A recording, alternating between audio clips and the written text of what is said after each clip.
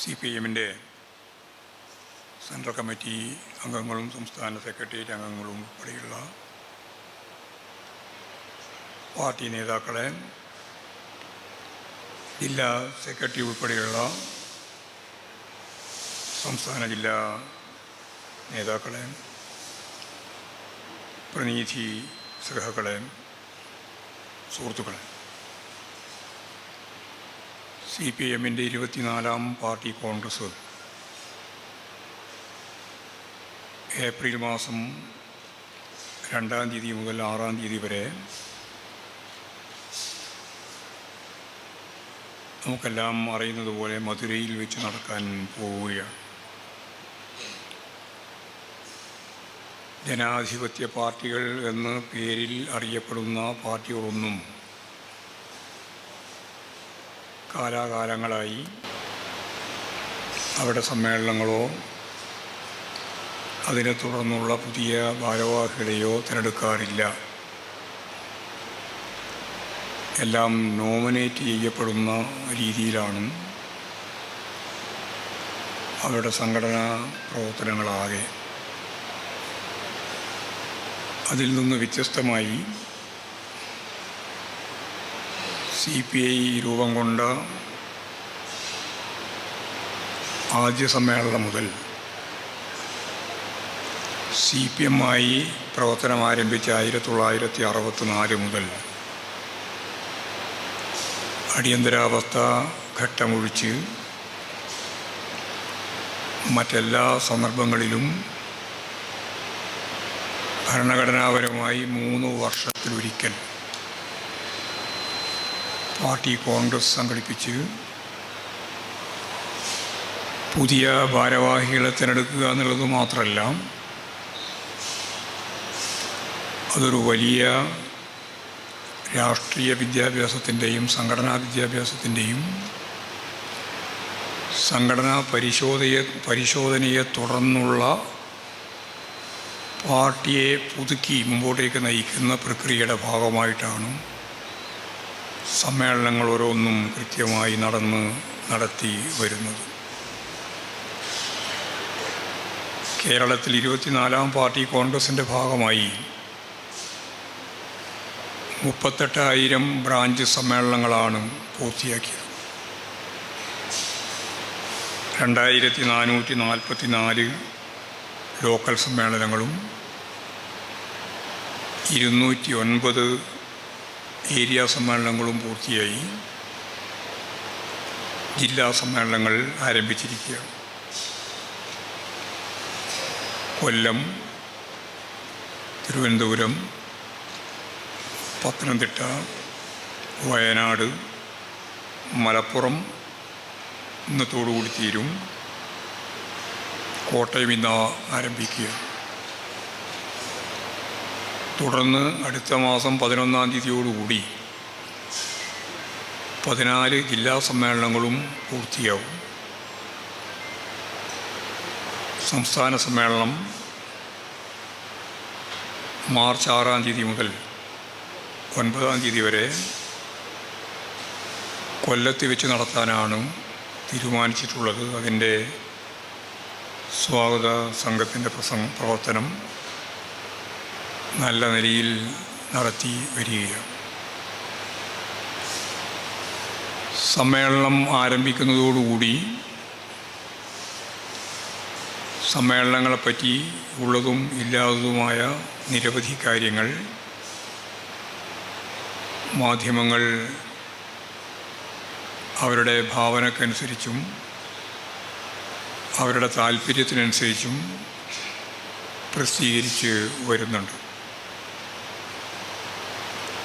അവർ പറയുന്ന ഏറ്റവും പ്രധാനപ്പെട്ട ഒരു കാര്യം, പാർട്ടി സംഘടനാ സമ്മേളനത്തിൽ പാർട്ടിയെ സംബന്ധിച്ചും ഗവൺമെൻറ്റിനെ സംബന്ധിച്ചുമെല്ലാം വലിയ വിമർശനമുണ്ടായിരിക്കുന്നു എന്നാണ്. ഞങ്ങളുടെ പാർട്ടി സമ്മേളനങ്ങൾ നടത്തുന്നത് തന്നെ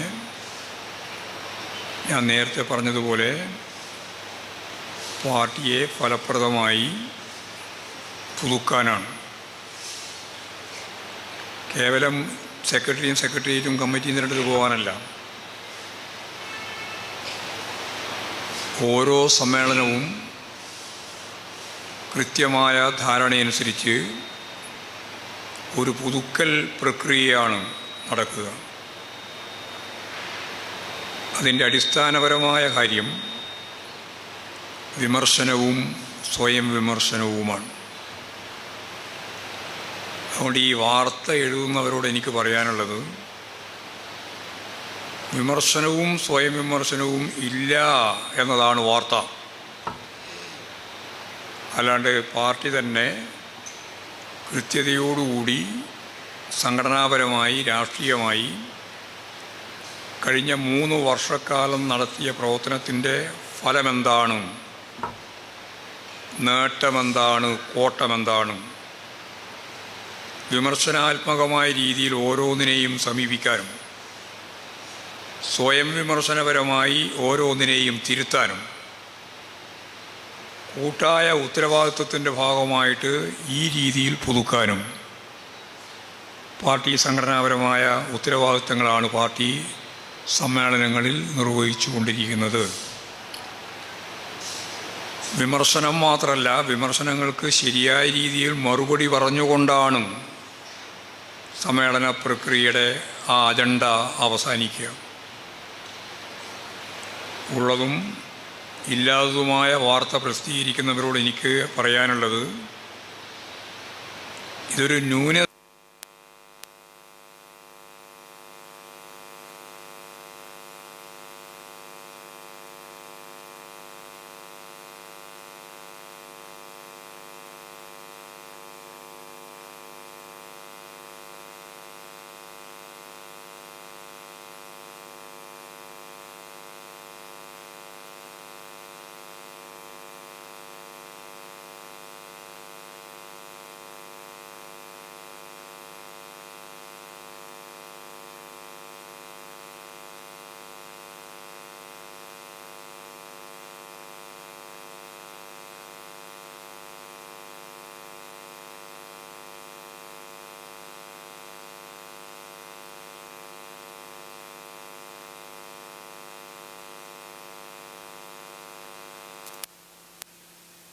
വളർച്ചയുടെ ഘട്ടത്തെയാണ് അവരന്ന് പ്രദാനം ചെയ്യുന്നത് എന്ന് വ്യക്തമാക്കി.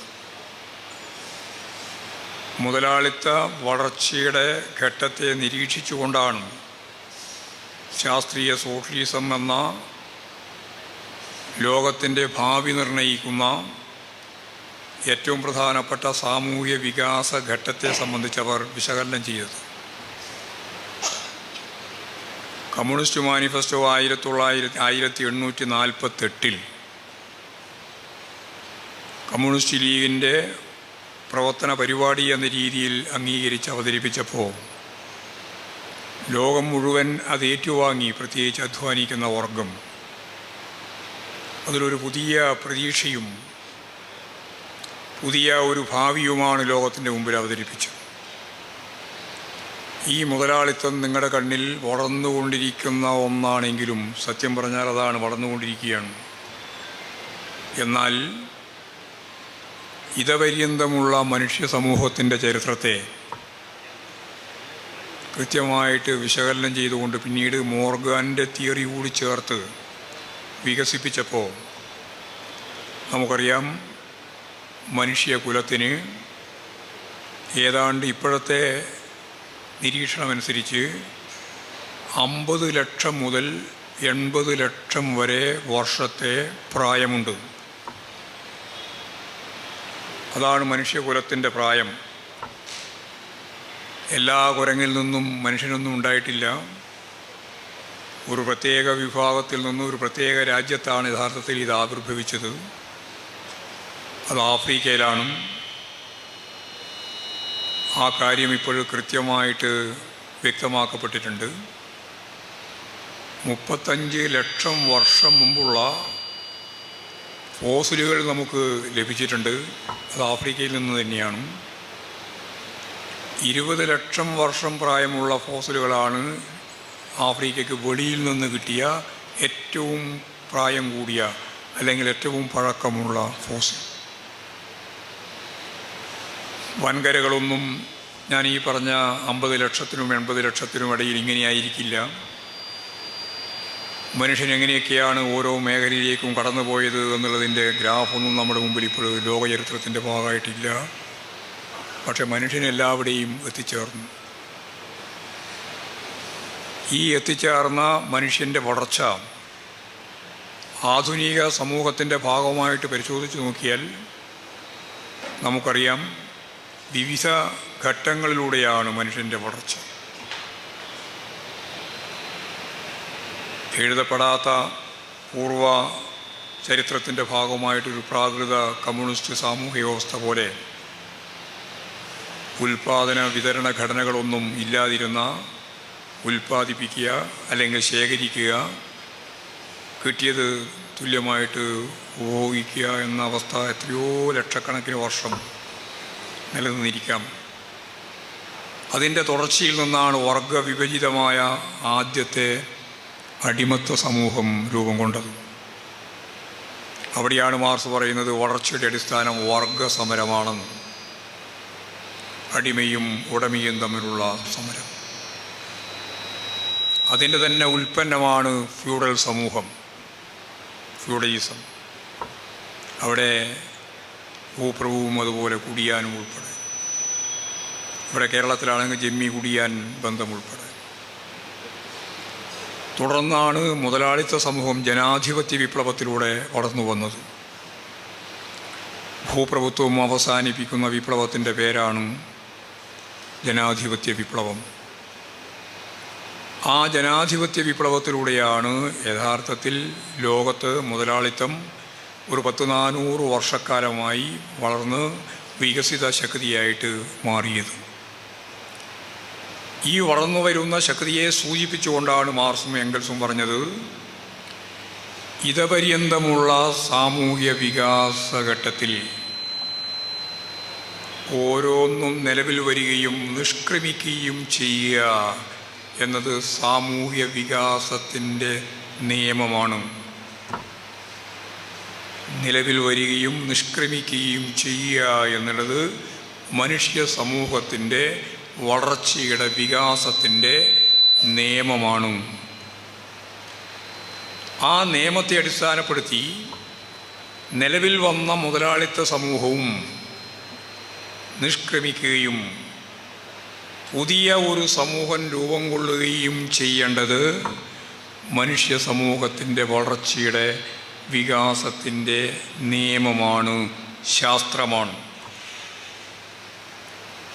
അതാണ് മുതലാളിത്തത്തെ തകർത്ത് സോഷ്യലിസത്തിലേക്കുള്ള യാത്രയെപ്പറ്റി മാർക്സും എംഗൽസും കമ്മ്യൂണിസ്റ്റ് നമുക്കറിയുന്നത് പോലെ 1848 അവതരിപ്പിച്ച കമ്മ്യൂണിസ്റ്റ് മാനിഫെസ്റ്റോവിൽ വിഭാവനം ചെയ്തത്. അതിൻ്റെ കുറേയും കൂടി വിശകലനം ചെയ്തുകൊണ്ടുള്ളതാണ് പിന്നീട് എഴുതപ്പെട്ട മൂലധനത്തിലെ മിച്ചമൂല്യ സിദ്ധാന്തവും. ഞാനിതിപ്പോൾ പറഞ്ഞു പോയത് പല സഖാക്കളും സോവിയറ്റ് റഷ്യയുടെയും കിഴക്കൻ യൂറോപ്യൻ രാജ്യങ്ങളിലെയും മുതലാളിത്ത പുനഃസ്ഥാപനത്തോടെ ഇനി എങ്ങനെയാണ് ലോകം മുന്നോട്ടേക്ക് പോവുക എന്ന ചോദ്യം ഉന്നയിക്കുന്ന ഒരു ഭൗതിക സാഹചര്യം ലോകത്തുണ്ട്. സോവിയറ്റ് റഷ്യ ഉള്ളപ്പോഴോ കിഴക്കൻ യൂറോപ്യൻ രാജ്യങ്ങളിൽ സോഷ്യലിസം ഉള്ളപ്പോഴോ അല്ല 1848. ഒരു സോഷ്യലിസ്റ്റ് രാജ്യം ഉണ്ടായിരുന്നില്ല, ഒരു രാജ്യത്തും സോഷ്യലിസം ഉണ്ടായിരുന്നില്ല. ആ കാലത്താണ് പറഞ്ഞത് ഇതിൻ്റെ അന്ത്യം അനിവാര്യമാണ്, മുതലാളിത്തത്തിൻ്റെ അന്ത്യം അനിവാര്യമാണ്. ആ അന്ത്യം തീർക്കാൻ ഒരു പുതിയ വർഗം തന്നെ രൂപപ്പെട്ടിട്ടുണ്ട്. അത് അധ്വാനിക്കുന്ന തൊഴിലാളി വർഗമാണ്. അത് പിന്നീട് ലെനിൻ കുറേയും കൂടി വ്യാഖ്യാനിച്ചപ്പോൾ തൊഴിലാളി വർഗത്തോടൊപ്പം അധ്വാനിക്കുന്ന എല്ലാവരെയും ചേർത്തു, കർഷക ജനവിഭാഗം ഉൾപ്പെടെ. ഈ അധ്വാനിക്കുന്ന വർഗം നിലവിലുള്ള സാമൂഹ്യ വ്യവസ്ഥയെ മാറ്റി ഒരു പുതിയ സാമൂഹ്യ വ്യവസ്ഥയ്ക്ക് രൂപം നൽകുക തന്നെ ചെയ്യും. എന്തുകൊണ്ടാണ്? വെറുതെ ഒരു സങ്കല്പം പോലെ പഴയ കാലത്തെ സാങ്കല്പിക സോഷ്യലിസ്റ്റുകളെപ്പോലെ മാർക്സും എംഗൽസും പറഞ്ഞു വെച്ചതല്ല. ശാസ്ത്രീയമായി സമ്പത്തൊരു ഭാഗത്ത് കുന്നുകൂടിക്കൊണ്ടിരിക്കുകയാണ്. സമ്പന്നർ കൂടുതൽ സമ്പന്നരാകുകയാണ്, ദരിദ്രർ കൂടുതൽ ദരിദ്രരാകുകയാണ്. ഇതാണ് മുതലാളിത്തം, ഇതാണ് മുതലാളിത്ത പ്രതിസന്ധി. ഈ മുതലാളിത്ത പ്രതിസന്ധി മുതലാളിത്തത്തിൻ്റെ അന്ത്യം കാണാൻ സാധിക്കുന്ന വിപ്ലവ കുഴപ്പത്തിൽ നിന്ന് വിപ്ലവ പരിതസ്ഥിതിയിലേക്ക് കുതിക്കുക തന്നെ ചെയ്യും. മാർക്സിൻ്റെയും എംഗൽസിൻ്റെയും കൃത്യമായ കാഴ്ചപ്പാടാണ്. ഇപ്പോൾ വിപ്ലവ കുഴപ്പം എന്ന് പറയുന്നത് സമ്പന്നർ കൂടുതൽ സമ്പന്നരാകുക, ദരിദ്രർ കൂടുതൽ ദരിദ്രരാകുക എന്നതാണ്. അതിൻ്റെ ആവിർഭാവം മുതൽ അതിന് അന്ത്യം വരെ തുടരുന്ന ഒന്നാണ്. ഇതാണ് മുതലാളിത്ത പ്രതിസന്ധി എന്ന് പറയുക. ഈ പ്രതിസന്ധി വിപ്ലവ കുഴപ്പത്തിൻ്റെ തന്നെ ഭാഗമാണ്. എന്നാൽ എല്ലാ കാലവും ആത്മനിഷ്ഠ ഘടകം കൂടി ചേർന്ന് ഈ സാഹചര്യത്തെ, ഈ വസ്തുനിഷ്ഠ യാഥാർത്ഥ്യത്തെ ഫലപ്രദമായി ഭരണകൂട സംവിധാനത്തിന് പകരം പുതിയ ഭരണകൂടം വെക്കത്തക്ക രീതിയിലുള്ള വിപ്ലവപരമായ മുന്നേറ്റത്തിന് എല്ലാ രാജ്യത്തും ഒരേപോലെ, എല്ലാ രാജ്യങ്ങളിലുമുള്ള ശക്തികൾ, ഞാൻ നേരത്തെ പറഞ്ഞ ആത്മനിഷ്ഠ ശക്തികൾ, അത് അധ്വാനിക്കുന്ന വർഗത്തിൻ്റെ തയ്യാറെടുപ്പുകളാണ്. അവരെല്ലാ രീതിയിൽ മുന്നോട്ടേക്ക് വരുമെന്ന് പറയാൻ സാധിക്കില്ല. മൂർത്തമായ സാഹചര്യത്തിൽ മൂർത്തമായി മാർക്സം പ്രയോഗിക്കുമ്പോഴാണ് വിപ്ലവം വിജയകരമായ രീതിയിൽ മുന്നോട്ടേക്ക് പോകാനാവുക. അതിൻ്റെ അർത്ഥം വിപ്ലവത്തിൻ്റെ മുന്നോട്ടേക്കുള്ള യാത്ര ഇല്ല എന്നല്ല. നമ്മൾ പലരും പറഞ്ഞു വെക്കുന്നത് അത്തരത്തിലാണ്. ആ യാത്ര നിരന്തരമായി അഭംഗുരം തുടരുക തന്നെ ചെയ്യും. അത് ഈ വർഷമാവുമോ, അടുത്ത വർഷമാവുമോ, അടുത്ത 10 കൊല്ലം കൊണ്ടാവുമോ, അല്ല അടുത്ത 100 കൊല്ലമാണോ എന്നൊന്നും ഞാൻ നേരത്തെ പറഞ്ഞ 50 ലക്ഷം മുതൽ 80 ലക്ഷം വരെ പ്രായമുള്ള മനുഷ്യകുലത്തിൻ്റെ സാമൂഹ്യ വികാസ ഘട്ടങ്ങളിൽ ആയിരക്കണക്കിന് കൊല്ലങ്ങൾ പിന്നിട്ടാണ് നമ്മൾ ഈ സാമൂഹ്യ ജീവിതത്തിൻ്റെ വർത്തമാന ഘട്ടത്തിൽ നിൽക്കുന്നത്. ഇത് ആവർത്തിക്കാൻ ഉറപ്പിച്ച് പറയുന്നത്, കമ്മ്യൂണിസ്റ്റ് എന്ന് പറയുമ്പോൾ ഈ ലക്ഷ്യമാണ്. നിലവിലുള്ള ഭരണകൂട സംവിധാനത്തെ മാറ്റി ഒരു പുതിയ ഭരണകൂട വ്യവസ്ഥ, ജനകീയ ജനാധിപത്യ വിപ്ലവവും തുടർന്നുള്ള സോഷ്യലിസ്റ്റ് സാമൂഹ്യ ജീവിതവും. അതിനുവേണ്ടി പ്രവർത്തിക്കുന്നവരാണ് കമ്മ്യൂണിസ്റ്റുകാർ. അതിനുവേണ്ടി ജനങ്ങളെ അണിനിരത്തി വർഗ പോരാട്ടങ്ങളിലൂടെ മുന്നോട്ടേക്ക് പോകാനാണ് നമ്മൾ ഓരോ ഘട്ടത്തിലും ശ്രമിക്കുന്നത്. അതിന് നമ്മുടെ പാർട്ടിയുടെ ശരീരത്തെ തയ്യാറാക്കുക എന്ന, ഞാൻ നേരത്തെ പറഞ്ഞ പുതുക്കുക എന്ന പ്രക്രിയയാണ് സമ്മേളനങ്ങളിലൂടെ പാർട്ടി കൈകാര്യം ചെയ്യാൻ ഉദ്ദേശിക്കുന്നത്. ഈ കാര്യം നമ്മൾ കൃത്യമായിട്ട് മനസ്സിലാക്കുന്നില്ലെങ്കിൽ നമുക്കെന്തോ ഒരു നഷ്ടബോധം പോലെയാണ് പലരും ചർച്ചയിലും കാര്യങ്ങളെല്ലാം പങ്കെടുക്കുന്നത് എന്നുള്ളതുകൊണ്ടാണ് ആമുഖമായിട്ട് തന്നെ ഇത് പറയണമെന്ന് ഞാൻ തീരുമാനിച്ചത്. സാമൂഹ്യ പരിവർത്തനത്തിന് അനുഗുണമായ സാർവദേശീയ പശ്ചാത്തലത്തിലെ ചില പ്രധാനപ്പെട്ട പ്രവണതകളുണ്ട്. ഇതെല്ലാം ഒറ്റപ്പെട്ട രീതിയിലല്ല ലോകം നിലനിൽക്കുന്നത്. എല്ലാം പരസ്പരാശ്രിതവും പരസ്പര ബന്ധം ഉള്ളതുമാണ്. രാജ്യം മുഴുവൻ അങ്ങനെ തന്നെയാണ്, ലോകം മുഴുവൻ അങ്ങനെയാണ്. ഇങ്ങനെ പരസ്പരാശ്രിതവും പരസ്പര ബന്ധപ്പെട്ട് നിൽക്കുന്ന സമൂഹത്തിലെ സാമൂഹ്യ പരിവർത്തനത്തിനുതകുന്ന പ്രധാനപ്പെട്ട സാമൂഹ്യ പ്രതിഭാസങ്ങളുണ്ട്. രാഷ്ട്രീയമായ വൈരുദ്ധ്യങ്ങളുണ്ട്, സാമ്പത്തികമായ വൈരുദ്ധ്യങ്ങളുണ്ട്, വിവിധ തലങ്ങളിലുള്ള വൈരുദ്ധ്യങ്ങളുണ്ട്. ഞാൻ ലോക്കൽ സമ്മേളനങ്ങളും ഏരിയ സമ്മേളനങ്ങളും എല്ലാം ഉദ്ഘാടനം ചെയ്തവരും ഉദ്ഘാടന പ്രസംഗം കേട്ടവരുമാണ് നിങ്ങൾ. ആ കാര്യങ്ങളിലേക്കൊന്നും കടക്കാൻ ഞാൻ ഉദ്ദേശിക്കുന്നില്ല. അത് ഇതിൻ്റെ ഒപ്പം കൂട്ടി വായിച്ചാൽ മതി. 4 പ്രധാനപ്പെട്ട വൈരുദ്ധ്യങ്ങളെ പറ്റിയാണ് സാർവദേശീയ കമ്മ്യൂണിസ്റ്റ് പ്രസ്ഥാനം തന്നെ മുമ്പേ ചൂണ്ടിക്കാണിച്ചത്. അതിപ്പോഴും പ്രസക്തമാണ്. ഏറ്റക്കുറച്ചിലുണ്ടാവും പ്രസക്തിയിൽ. അതിലേറ്റവും പ്രധാനപ്പെട്ട എന്താ, ഇപ്പോഴും വളരെ പ്രധാനപ്പെട്ട എന്താ, സാമ്രാജ്യത്വവും അതുപോലെ തന്നെ സോഷ്യലിസവും തമ്മിലുള്ള വൈരുദ്ധ്യം തന്നെയാണ്. സോഷ്യലിസ്റ്റ് രാജ്യങ്ങളുള്ളത് കൊണ്ട് മാത്രമല്ല എന്ന് ഞാൻ നേരത്തെ പറഞ്ഞു വെച്ചു. പരിവർത്തന ഘട്ടത്തിൻ്റെ മൗലികമായ വൈരുദ്ധ്യം അത് തന്നെയാണ്. സോവിയറ്റ് റഷ്യ ഉള്ളപ്പോഴും അത് തന്നെയാണ്, ഇല്ലാതപ്പോഴും അത് തന്നെയാണ്. സാമ്രാജ്യത്വ ശക്തികൾ, ഞാൻ നേരത്തെ പറഞ്ഞ പദം നിങ്ങൾ ഓർമ്മയുണ്ടാവും, തീവ്ര വലതുപക്ഷ ശക്തികൾക്കാണ് മുൻകൈ. മാത്രമല്ല വലതുപക്ഷ ശക്തികൾ ഭരണ സംവിധാനത്തിൻ്റെ ഭാഗമായിട്ട് നിൽക്കുമ്പോൾ സാമ്രാജ്യത്വപരമായ നിലപാടിനനുസരിച്ച് രൂപപ്പെടുത്തിയ ആഗോളവൽക്കരണം, പച്ചയായ സ്വകാര്യവൽക്കരണം, പാർട്ടി സെൻട്രൽ കമ്മിറ്റി വളരെ വ്യക്തമായിട്ട് കണ്ടു. ഈ തീവ്ര വലതുപക്ഷ ശക്തികൾ ലോകത്തിൻ്റെ വിവിധ യൂറോപ്പ് ഉൾപ്പെടെ, അമേരിക്ക ഉൾപ്പെടെ, ഇന്ത്യ ഉൾപ്പെടെ ഓരോന്നിലെടുത്ത് പരിശോധിച്ച് നോക്കിയാൽ, മുതലാളിത്ത രാജ്യങ്ങളും സാമ്രാജ്യത്വ രാജ്യങ്ങളും പരിശോധിച്ചാൽ നമുക്ക് കാണാൻ കഴിയുന്നൊരു ചിത്രം ആഗോളവൽക്കരണത്തിൻ്റെ കെടുതികളെ ചൂണ്ടിക്കാണിച്ചുകൊണ്ടാണ് തീവ്ര വലതുപക്ഷം മുന്നോട്ടേക്ക് വരുന്നത്. അതാണ് വളരെ രസകരമായ ഒരു കാര്യം. കാരണം ജനങ്ങളാണ് വോട്ട് ചെയ്യേണ്ടത്. ജനാധിപത്യ സംവിധാനത്തിൻ്റെ ഭാഗമാകുമ്പോൾ ജനങ്ങളുടെ വോട്ട് വേണം. അതിന് വലതുപക്ഷത്തെ നേരിടുന്നതിന് തീവ്ര വലതുപക്ഷം ഉപയോഗിക്കുന്നത് അവർ തന്നെ രൂപപ്പെടുത്തിയിട്ടുള്ള ജനങ്ങളുടെ ജീവിതവുമായിട്ട് ബന്ധപ്പെട്ട പുതിയ സാമ്പത്തിക നയത്തിൻ്റെ പ്രത്യാഘാതങ്ങളെ തന്നെയാണ്. ഇതും നമുക്ക് ലോകത്തിൻ്റെ മുമ്പിൽ കാണാൻ സാധിക്കുന്ന വസ്തുതയാണ്. ട്രംപാണ് പുതുതായിട്ട് വരാൻ പോകുന്നത്. ഇനി അവിടെ അമേരിക്കയിൽ എന്തൊക്കെയാണ് ചെയ്തു കൂട്ടാൻ പോകുന്നത് എന്ന് ഇപ്പോഴും പറയാൻ സാധിക്കുന്നതല്ല. തീവ്ര വലതുപക്ഷത്തിൻ്റെ അങ്ങേ തലയാണ്. വിവിധ മേഖലയിൽ, യൂറോപ്യൻ മേഖലയിൽ തീവ്ര വലതുപക്ഷത്തിന് നല്ല മുൻകൈ കിട്ടിയിട്ടുണ്ട്. ദക്ഷിണാഫ്രിക്കയിൽ പോലും അവർക്ക് മുന്നോട്ടേക്ക് വരാൻ സാധിച്ചിട്ടുണ്ട്. ഇന്ത്യയിൽ വീണ്ടും നരേന്ദ്രമോദിക്ക് അധികാരത്തിൽ വരാൻ കഴിഞ്ഞിരിക്കുന്നു. സാമ്പത്തിക ശക്തികളോടൊപ്പം വർഗീയ ധ്രുവീകരണവും കൂടി ചേർത്തുകൊണ്ടാണ്. ഇങ്ങനെ ലോകത്തിൻ്റെ വിവിധ മേഖലയിൽ സാമ്രാജ്യത്വ ശക്തികൾ തീവ്ര വലതുപക്ഷ ശക്തികൾക്ക് മുൻകൈയുള്ള ഒരു പ്രത്യേക സാഹചര്യത്തിൽ അവിടെ ഏറ്റവും പ്രധാനപ്പെട്ട ശത്രുവാര ജനകീയ ചൈനയാണ്. ചൈനയ്ക്കെതിരായാണ് ഉപരോധം ഉൾപ്പെടെയുള്ള ഓരോന്നിനെ പറ്റി അവർ ആലോചിക്കുന്നത്.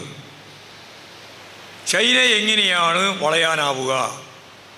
അതിന് ജപ്പാനുമായി, അതിന് ആസിയയുമായി, അതിന് തെക്കൻ കൊറിയയുമായി, അതിന് ഇന്ത്യയുമായി ചേർന്ന് ഭൂമിശാസ്ത്രപരമായിട്ടും അതുപോലെ തന്നെ രാഷ്ട്രീയമായിട്ടും ചൈനയെ വളയാനുള്ള ബോധപൂർവമായ പ്രവർത്തനം അമേരിക്ക പ്ലാൻ ചെയ്ത് നടത്തിക്കൊണ്ടിരിക്കുന്നു. സൈനികമായ ശരിയായ ഫലപ്രദമായ ഒരു പ്രതിരോധത്തിൻ്റെ ഭാഗമായിട്ടുള്ള പറക്കൽ അല്ലെങ്കിൽ പരിശീലനം ഉൾപ്പെടെ കൂട്ടായിട്ട് സംഘടിപ്പിക്കുന്നു. ഇത് നമ്മൾ കാണേണ്ടതാണ്. ചൈന പഴയ രീതിയിൽ നിന്ന് മാറി കുറേയും കൂടി ഫലപ്രദമായി സാർവദേശീയ രാഷ്ട്രീയത്തിൽ സൗദി ഉൾപ്പെടെയുള്ള രാജ്യങ്ങൾ തമ്മിലുള്ള പ്രശ്നങ്ങൾ ഉൾപ്പെടെ പരിഹരിക്കുന്നതിന് വേണ്ടിയുള്ള ബോധപൂർവമായ ഇടപെടൽ നടത്തിക്കൊണ്ടിരിക്കുന്നുണ്ട്. അതും നമുക്കിതിനിടയിൽ തന്നെ കാണാൻ കഴിയും. അതുപോലെ തന്നെ ആഫ്രിക്കൻ രാജ്യങ്ങളിൽ അവർ ഇടപെടുന്നുണ്ട്. അവിടെ സോഷ്യലിസ്റ്റ് സംവിധാനത്തിൻ്റെ ഭാഗമായിട്ടല്ലെങ്കിലും സാമ്രാജ്യത്വ വിരുദ്ധ പ്രസ്ഥാനങ്ങൾ ഇടതുപക്ഷ നിലപാടുകൾ അടിസ്ഥാനപ്പെടുത്തി മുന്നോട്ടേക്ക് പോകുന്ന നിരവധിയായ രാജ്യങ്ങളുണ്ട്. ഒരു ഡസനോളം രാജ്യങ്ങളുണ്ട്. അതെല്ലാം സ്വാഭാവികമായിട്ട് സാമ്രാജ്യത്വവും സോഷ്യലിസവും തമ്മിലുള്ള വൈരുദ്ധ്യത്തിൻ്റെ ആക്കം വർദ്ധിപ്പിക്കാൻ ഉതകുന്ന ഒന്ന് തന്നെയാണ്. നമ്മുടെ നേപ്പാളിനെ പറ്റി നമുക്കറിയാം. മേലെ അപ്പുറം നേപ്പാളാണ്. ഇങ്ങിപ്പം നോക്കുമ്പോൾ ഇപ്പോഴും സിലോണുണ്ട്. നമുക്കറിയുന്നത് പോലെ മുമ്പ് ഏതാണ്ട് 33% ഇടതുപക്ഷത്തിൻ്റെ കമ്മ്യൂണിസ്റ്റ് പ്രസ്ഥാനത്തിൻ്റെ ഭാഗമായി നിൽക്കുന്ന ഭരണകൂട വ്യവസ്ഥകൾ കൈകാര്യം ചെയ്തിരുന്നു ലോകത്ത്. ഇന്നത് ഏതാണ്ട് 20% ചുരുങ്ങിയിട്ടുണ്ടെങ്കിലും ലോക ജനസംഖ്യയിൽ 20% ആളുകൾ സോഷ്യലിസത്തിൻ്റെയും ജനാധിപത്യത്തിൻ്റെയും ഞാൻ നേരത്തെ പറഞ്ഞ രീതിയിലുള്ള സാമ്രാജ്യത്വ വിരുദ്ധ ഇടതുപക്ഷ സമീപനം കൂടി ചേർത്തുകൊണ്ടുള്ള സംവിധാനങ്ങളുടെ ഭാഗമായിട്ട് ലോകത്തുണ്ട്. അത് ഞാൻ നേപ്പാളിനെയും അതുപോലെ തന്നെ സിലോണിനെയും എല്ലാം കൂട്ടിച്ചേർത്തുകൊണ്ട് തന്നെയാണ്. സിലോണിലുള്ള മാറ്റം നമ്മുടെ മുമ്പിലുള്ള ഏറ്റവും പ്രധാനപ്പെട്ട ഒരു അനുഭവമാണ്. വലിയ സ്വാധീനമൊന്നും അവിടെ കമ്മ്യൂണിസ്റ്റ് പാർട്ടിക്ക് ഉണ്ടായില്ല. കമ്മ്യൂണിസ്റ്റ് പാർട്ടി 2 ഉണ്ടായിരുന്നു അവിടെ. മാർക്സും ലെനിനിസം അനുസരിച്ച് പ്രവർത്തിക്കുന്ന പാർട്ടികൾ തന്നെ 2 ഉണ്ടായിരുന്നു. അതിലൊരു ഭാഗമാണ് ദശനായകയുടെ പാർട്ടി പ്രസ്ഥാനം. തിരഞ്ഞെടുപ്പ് വന്നപ്പോൾ പ്രസിഡന്റ് തിരഞ്ഞെടുപ്പിൽ അവിടെ കമ്മ്യൂണിസ്റ്റുകാരന് ദശനായകക്ക് ഭൂരിപക്ഷം കിട്ടി. 1ാമത്തേതല്ല 2ാമത്തെ തിരഞ്ഞെടുപ്പ് വന്നപ്പോൾ. അപ്പോഴും മലയാളത്തിൽ ഉൾപ്പെടെയുള്ള ഇന്ത്യയിൽ ഉൾപ്പെടെയുള്ള മാധ്യമങ്ങൾ പറഞ്ഞു, എന്ത് കാര്യം, അവിടെ അങ്ങനെ ഒരു പ്രസിഡന്റ് വന്നിട്ട് എന്താ കാര്യം, കമ്മ്യൂണിസ്റ്റുകാരൻ പ്രസിഡൻ്റായിരിക്കുന്നു, ശരി. അവിടെ പാർലമെൻറ്റിൽ, ശ്രീലങ്കൻ പാർലമെൻറ്റിൽ 3 സീറ്റേ ഉള്ളൂ. ദസനായകയുടെ പാർട്ടിക്ക് 3 സീറ്റ്. പിന്നെ അവിടെ എന്ത് കമ്മ്യൂണിസമാണ് നടപ്പിലാക്കാൻ പോകുന്നത് എന്നാണ് അവർ അന്ന് ചോദിച്ചത്. ദസനായകയെ അപ്പോൾ തന്നെ പാർലമെൻറ്റ് വിരിച്ചുവിട്ടു. തിരഞ്ഞെടുപ്പ് നടന്നു. ആർക്കും പ്രതീക്ഷയുണ്ടായിരുന്നില്ല ലോകത്തിൻ്റെ മുമ്പിൽ. പക്ഷെ തിരഞ്ഞെടുപ്പ് കഴിഞ്ഞപ്പോൾ ഇദ്ദേഹത്തിൻ്റെ പാർട്ടിയും അതോടൊപ്പം ചേർന്ന് 11 പാർട്ടികളും കൂടി ചേർന്നൊരു മുന്നണി ഉണ്ടാക്കിയിട്ടാണ് മത്സരിച്ചത്. ആ മത്സരത്തിൽ 3/2 ഭാഗം ഭൂരിപക്ഷം പാർലമെൻറ്റിൽ നേടാനായി. 3 സീറ്റുണ്ടായിരുന്ന കമ്മ്യൂണിസ്റ്റ് പാർട്ടിയുടെ പ്രസ്ഥാനത്തിന് ഈ പറയുന്ന വലിയ വിപുലമായ, അതിവിപുലമായ 10-20 പാർട്ടികളാണ് ചേർന്നുകൊണ്ട് ഭൂരിപക്ഷം മാത്രമല്ല 3/2 ഭാഗം ഭൂരിപക്ഷമുള്ള ഒരു ഭരണ സംവിധാനം രൂപപ്പെട്ടു എന്നുള്ളതാണ് സിലോണിൻ്റെ പ്രത്യേകത. വലതുപക്ഷ നിലപാടുകൾക്കെതിരായി മൂർത്തമായ സാഹചര്യത്തിൽ മാർക്സം മൂർത്തമായി പ്രയോഗിച്ചപ്പോൾ എങ്ങനെയാണ് ദസനായകയ്ക്ക് കേവല ഭൂരിപക്ഷം മാത്രമല്ല 3/2 ഭാഗം ഭൂരിപക്ഷം കിട്ടിയത് എന്നത് ആ സാഹചര്യവുമായിട്ട് വെച്ച് പരിശോധിക്കുമ്പോൾ മാത്രമേ നമുക്ക് വ്യക്തത വരുള്ളൂ. ശ്രീലങ്കയുടെ സാമ്പത്തിക സ്ഥിതിയൊന്നും ഞാൻ വിശദീകരിക്കേണ്ടതില്ല. കടം വാങ്ങിയ കടം തിരിച്ചു കൊടുക്കാനാവാതെ ഒരു തരം രാജ്യം തന്നെ ജപ്തിയിലേക്ക് പോകുന്ന അവസ്ഥയിലേക്ക് വന്നപ്പോഴാണ് ഒരുപാട് സംഭവ പരമ്പരകൾ അവിടെ ഉണ്ടായത്. അതേപോലെ തന്നെ നമുക്കെല്ലാം അറിയുന്ന പോലെ നേപ്പാളിലും കമ്മ്യൂണിസ്റ്റ് പ്രധാനമന്ത്രിയാണ്. സോവിയറ്റ് റഷ്യ തകർന്നെങ്കിലും അത് മുതലാളിത്ത സമൂഹത്തിൻ്റെ ഭാഗമായിട്ട് നിലനിൽക്കുമ്പോൾ സാമ്രാജ്യത്വ രാജ്യങ്ങൾ തമ്മിലുള്ള വൈരുദ്ധ്യവും നമുക്ക് ലോകത്തിൻ്റെ മുമ്പിൽ കാണാം. പക്ഷേ അതത്ര രൂക്ഷതരമായ രീതിയിൽ 1-ാം ലോകമായുധവും 2-ാം ലോകമായുധവും സൃഷ്ടിക്കപ്പെട്ടതുപോലെ ഒരു തീവ്രതയിൽ വരുന്നില്ല എന്നതാണ് രണ്ടാമത് ഏറ്റവും പ്രധാനപ്പെട്ട സംഭവമായ സാമ്രാജ്യത്വ രാജ്യങ്ങൾ തമ്മിലുള്ള വൈരുദ്ധ്യങ്ങളെപ്പറ്റി കാണാനാവുക. കാരണം ഒരു ലോക യുദ്ധത്തിലേക്ക് പോയാൽ ഉണ്ടാവുന്ന അപകടം 2 ഭാഗത്ത് നിൽക്കുന്നവർക്കും മനസ്സിലാവുന്നുണ്ട്. ഉക്രൈൻ യുദ്ധത്തിൻ്റെ ഭാഗമായി ഉക്രൈന് പിന്തുണ നൽകിക്കൊണ്ട് റഷ്യക്കെതിരായിട്ടുള്ള നിലപാടാണ് യഥാർത്ഥത്തിൽ അമേരിക്ക എടുത്തുകൊണ്ടിരിക്കുന്നത്. നാറ്റോ സഖ്യ വിശദീകരണവുമായി അതിൻ്റെ വിപുലീകരണവുമായി ഉക്രൈനെ ഉപയോഗിക്കാനാണ് അവർ ശ്രമിച്ചുകൊണ്ടിരിക്കുന്നത്. ആ വൈരുദ്ധ്യ ശക്തിയായിട്ട് നിലനിൽക്കുന്നുണ്ട്. ഉപരോധത്തിൻ്റെ ഭാഗമായ പ്രശ്നങ്ങളും അവർ അഭിമുഖീകരിക്കുന്നുണ്ട്. ഇന്നത്തെ പത്രത്തിൽ കണ്ടു കാണും, ഗ്യാസിൻ്റെ വില യൂറോപ്പിൽ വലിയ രീതിയിൽ ഉയർന്നുകൊണ്ടിരിക്കുകയാണ്. ഉപരോധമാണ്. ഏറ്റവും കൂടുതൽ ഗ്യാസ് ഉൽപ്പാദിപ്പിക്കുന്ന രാജ്യമാണ് റഷ്യ. ആ റഷ്യയിൽ നിന്ന് ഗ്യാസ് വാങ്ങാൻ പാടില്ല, പെട്രോളിയം ഉൽപ്പന്നങ്ങൾ വാങ്ങാൻ പാടില്ല എന്നവർ തീരുമാനിച്ചിട്ടുണ്ട്. ആ തീരുമാനത്തിന് അനന്തരഫലം എന്താ? അനന്തരഫലം ഗുരുതരമായ സാമ്പത്തിക പ്രതിസന്ധിയിലേക്ക് യൂറോപ്പിനെ തള്ളിമാറ്റുന്ന രീതിയിൽ ഗ്യാസിൻ്റെ വില അവരാഗ്രഹിക്കാത്ത രീതിയിൽ ഉയർന്നുകൊണ്ടിരിക്കുന്നു. പുതിയ ചിത്രമാണ്. എങ്ങനെയൊക്കെയാണ് ഇത് രൂപപ്പെട്ട് വരിക എന്നുള്ളതിൻ്റെ ഒരു ഭാഗം ഞാൻ ഒരു ഉദാഹരണം പറഞ്ഞു എന്ന് മാത്രമേ ഉള്ളൂ. ഇപ്പോൾ സാമ്രാജ്യത്വ രാജ്യങ്ങൾ തമ്മിലുള്ള വൈരുദ്ധ്യവും അത് അണയാതെ നിലനിൽക്കുന്നുണ്ട്. പക്ഷെ ആളിക്കത്തുന്ന രീതിയിൽ അതിപ്പോഴും പ്രതിഫലിക്കുന്നില്ല എന്ന് മാത്രം. സാമ്രാജ്യത്വ രാജ്യങ്ങളും മറ്റ് 3-ാം ലോകരാജ്യങ്ങൾ ഉൾപ്പെടെയുള്ള വൈരുദ്ധ്യം അതും ശക്തിയായിട്ട് തുടരുകയാണ്. സാമ്രാജ്യത്വത്തിൻ്റെ പിൻബലത്തോടുകൂടി ഇസ്രയേൽ നടത്തിക്കൊണ്ടിരിക്കുന്ന പലസ്തീനെതിരായിട്ടുള്ള യുദ്ധം, ആ രാജ്യത്തെ ഇല്ലാതാക്കിക്കൊണ്ട് മാത്രമേ ഞങ്ങൾ ഈ യുദ്ധം അവസാനിപ്പിക്കുള്ളൂ എന്ന് UN അല്ല ഏത് വന്നാലും ഞങ്ങളതിന് വിധേയപ്പെടില്ല എന്ന് പരസ്യമായിട്ട് പറയുന്നൊരു സ്ഥിതിയിലേക്ക് കാര്യങ്ങൾ നീങ്ങുകയാണ്. നമ്മൾ കാണുകയാണ്. ലോകം മുഴുവൻ ഒറ്റക്കെട്ടായാലും അതൊന്നും ഞങ്ങൾക്ക് ബാധകമല്ല. വീറ്റോ ചെയ്യാൻ അമേരിക്ക ഉണ്ട്. അവിടെ ഒരു പ്രമേയവും അവിടെ പാസ്സാക്കാനാവില്ല. ഇസ്രയേലിനെതിരായിട്ട്, ഈ യുദ്ധത്തിനെതിരായിട്ട് വംശഹത്യ നടത്തുകയാണ്. കുട്ടികളെയും സ്ത്രീകളെയും കൊന്നൊടുക്കുകയാണ്. അതിപ്പോഴും വർഷം കഴിഞ്ഞിട്ടും തുടരുകയാണ്. ഈ വൈരുദ്ധ്യം ശക്തിയായി തുടരുന്നുണ്ട്. പശ്ചിമേഷ്യൻ മേഖലയിലേക്കും അതിൻ്റെ കടന്നുകയറ്റമുണ്ട്. ഭരണാധികാരികളെ തന്നെ നിരന്തരമായിട്ട് കൊന്നൊടുക്കുന്ന ചിത്രം നമ്മൾ മനസ്സിലാക്കുന്നുണ്ട്. ഇറാഖിൻ്റെയും ഇറാൻ്റെയും ഒക്കെ സംഭവ പരമ്പരകൾ അതിലേക്കാണ് വിരൽ ചൂണ്ടുന്നത്. ഞാൻ നേരത്തെ പറഞ്ഞ പോലെ ആവർത്തിക്കുന്നില്ല. ഇത് 3-ാം ലോക രാജ്യങ്ങൾക്ക് അല്ലെങ്കിൽ രാജ്യങ്ങൾക്കെതിരായ സാമ്രാജ്യത്വ കടന്നാക്രമണത്തിൻ്റെ രീതിയാണ്. സമ്പത്ത് മുഴുവൻ സാമ്രാജ്യത്വ ശക്തികൾ കൈയടക്കിയിരിക്കുകയാണ്.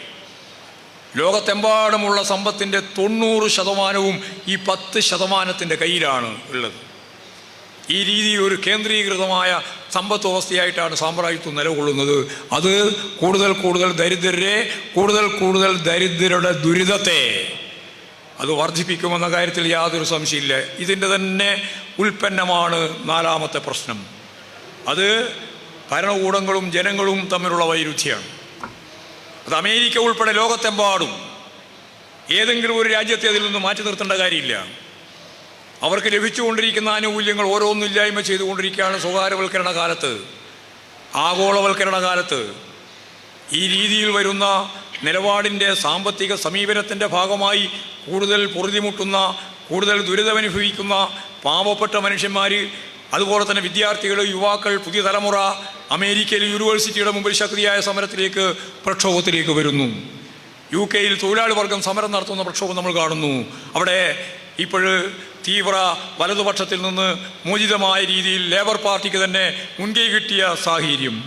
ഫ്രാൻസിലെ അതിശക്തിയായ പോരാട്ടത്തിൻ്റെ ഭാഗമായിട്ട് മുന്നേറാൻ കഴിയുന്ന കമ്മ്യൂണിസ്റ്റ് പ്രസ്ഥാനത്തിൻ്റെ, ഇടതുപക്ഷ പ്രസ്ഥാനത്തിൻ്റെ വർത്തമാന കാലം. ഇങ്ങനെ ലോകത്തിൻ്റെ വിവിധ മേഖല, ഇന്ത്യ ഉൾപ്പെടെ, ഏഷ്യ വൻകരയിലെ ഏറ്റവും പ്രബലമായ ഇന്ത്യ രാജ്യത്തുൾപ്പെടെ അതിശക്തിയായ പോരാട്ടങ്ങളിലേക്ക്, സമരങ്ങളിലേക്ക്, കർഷകരുടെ, തൊഴിലാളികളുടെ, അധ്വാനിക്കുന്ന ജനവിഭാഗത്തിൻ്റെ പോരാട്ടങ്ങൾ നമ്മൾ കാണുകയാണ്. യാദൃശ്ചികമല്ല. ആഗോളതലത്തിൽ തന്നെ ഭരണകൂടത്തിൻ്റെ കടന്നാക്രമങ്ങൾക്ക് വിധേയമാവുന്ന സാധാരണ ജനത, തൊഴിലാളികൾ, അധ്വാനിക്കുന്ന ജനത വലിയ പോരാട്ടങ്ങളിലേക്ക്, അവരോടൊപ്പം ചേർന്ന് യുവാക്കൾ, വിദ്യാർത്ഥികൾ വമ്പിച്ച രീതിയിലുള്ള സമരങ്ങളും പോരാട്ടങ്ങളും രൂപപ്പെടുത്തുന്ന വർത്തമാന കാലത്തിൻ്റെ പ്രത്യേകത കൂടി നമ്മൾ കാണണം. ഞാനിനി അതിൻ്റെ മറ്റ് വിശദീകരണത്തിലേക്കൊന്നും കടക്കാൻ ഉദ്ദേശിക്കുന്നില്ല. ഇങ്ങനെയൊരു സാർവദേശീയ പശ്ചാത്തലത്തിൽ വേണം നമുക്ക് ഇന്ത്യൻ രാഷ്ട്രീയത്തെ ഫലപ്രദമായിട്ട് പരിശോധിക്കാൻ. സാമൂഹ്യ പരിവർത്തനത്തിനുതകുന്ന സാർവദേശീയ വൈരുദ്ധ്യങ്ങളിൽ മൂർച്ഛിച്ചു നിൽക്കുന്ന സാമ്രാജ്യത്വ സോഷ്യലിസ്റ്റ് ശക്തികൾ തമ്മിലുള്ള വൈരുദ്ധ്യവും, അതുപോലെ തന്നെ ഏറ്റവും അവസാനം പറഞ്ഞ ഭരണകൂട വ്യവസ്ഥയും ജനങ്ങളും തമ്മിലുള്ള വൈരുദ്ധ്യവും എല്ലാം മൂർച്ഛിച്ച നിലയിലെത്തി നിൽക്കുകയാണ്. സാമ്രാജ്യത്വ രാജ്യങ്ങൾ തമ്മിലുള്ള വൈരുദ്ധ്യമാണ് അത്രത്തോളം മൂർച്ഛിക്കാതെ നിൽക്കുന്നത്. മൂന്നാം ലോക രാജ്യങ്ങൾക്കെതിരായിട്ടുള്ള കടന്നാക്രമണം സാമ്രാജ്യത്തിൻ്റെ ഭാഗമായിട്ട് ശക്തിയായി തുടരുന്നുണ്ട്.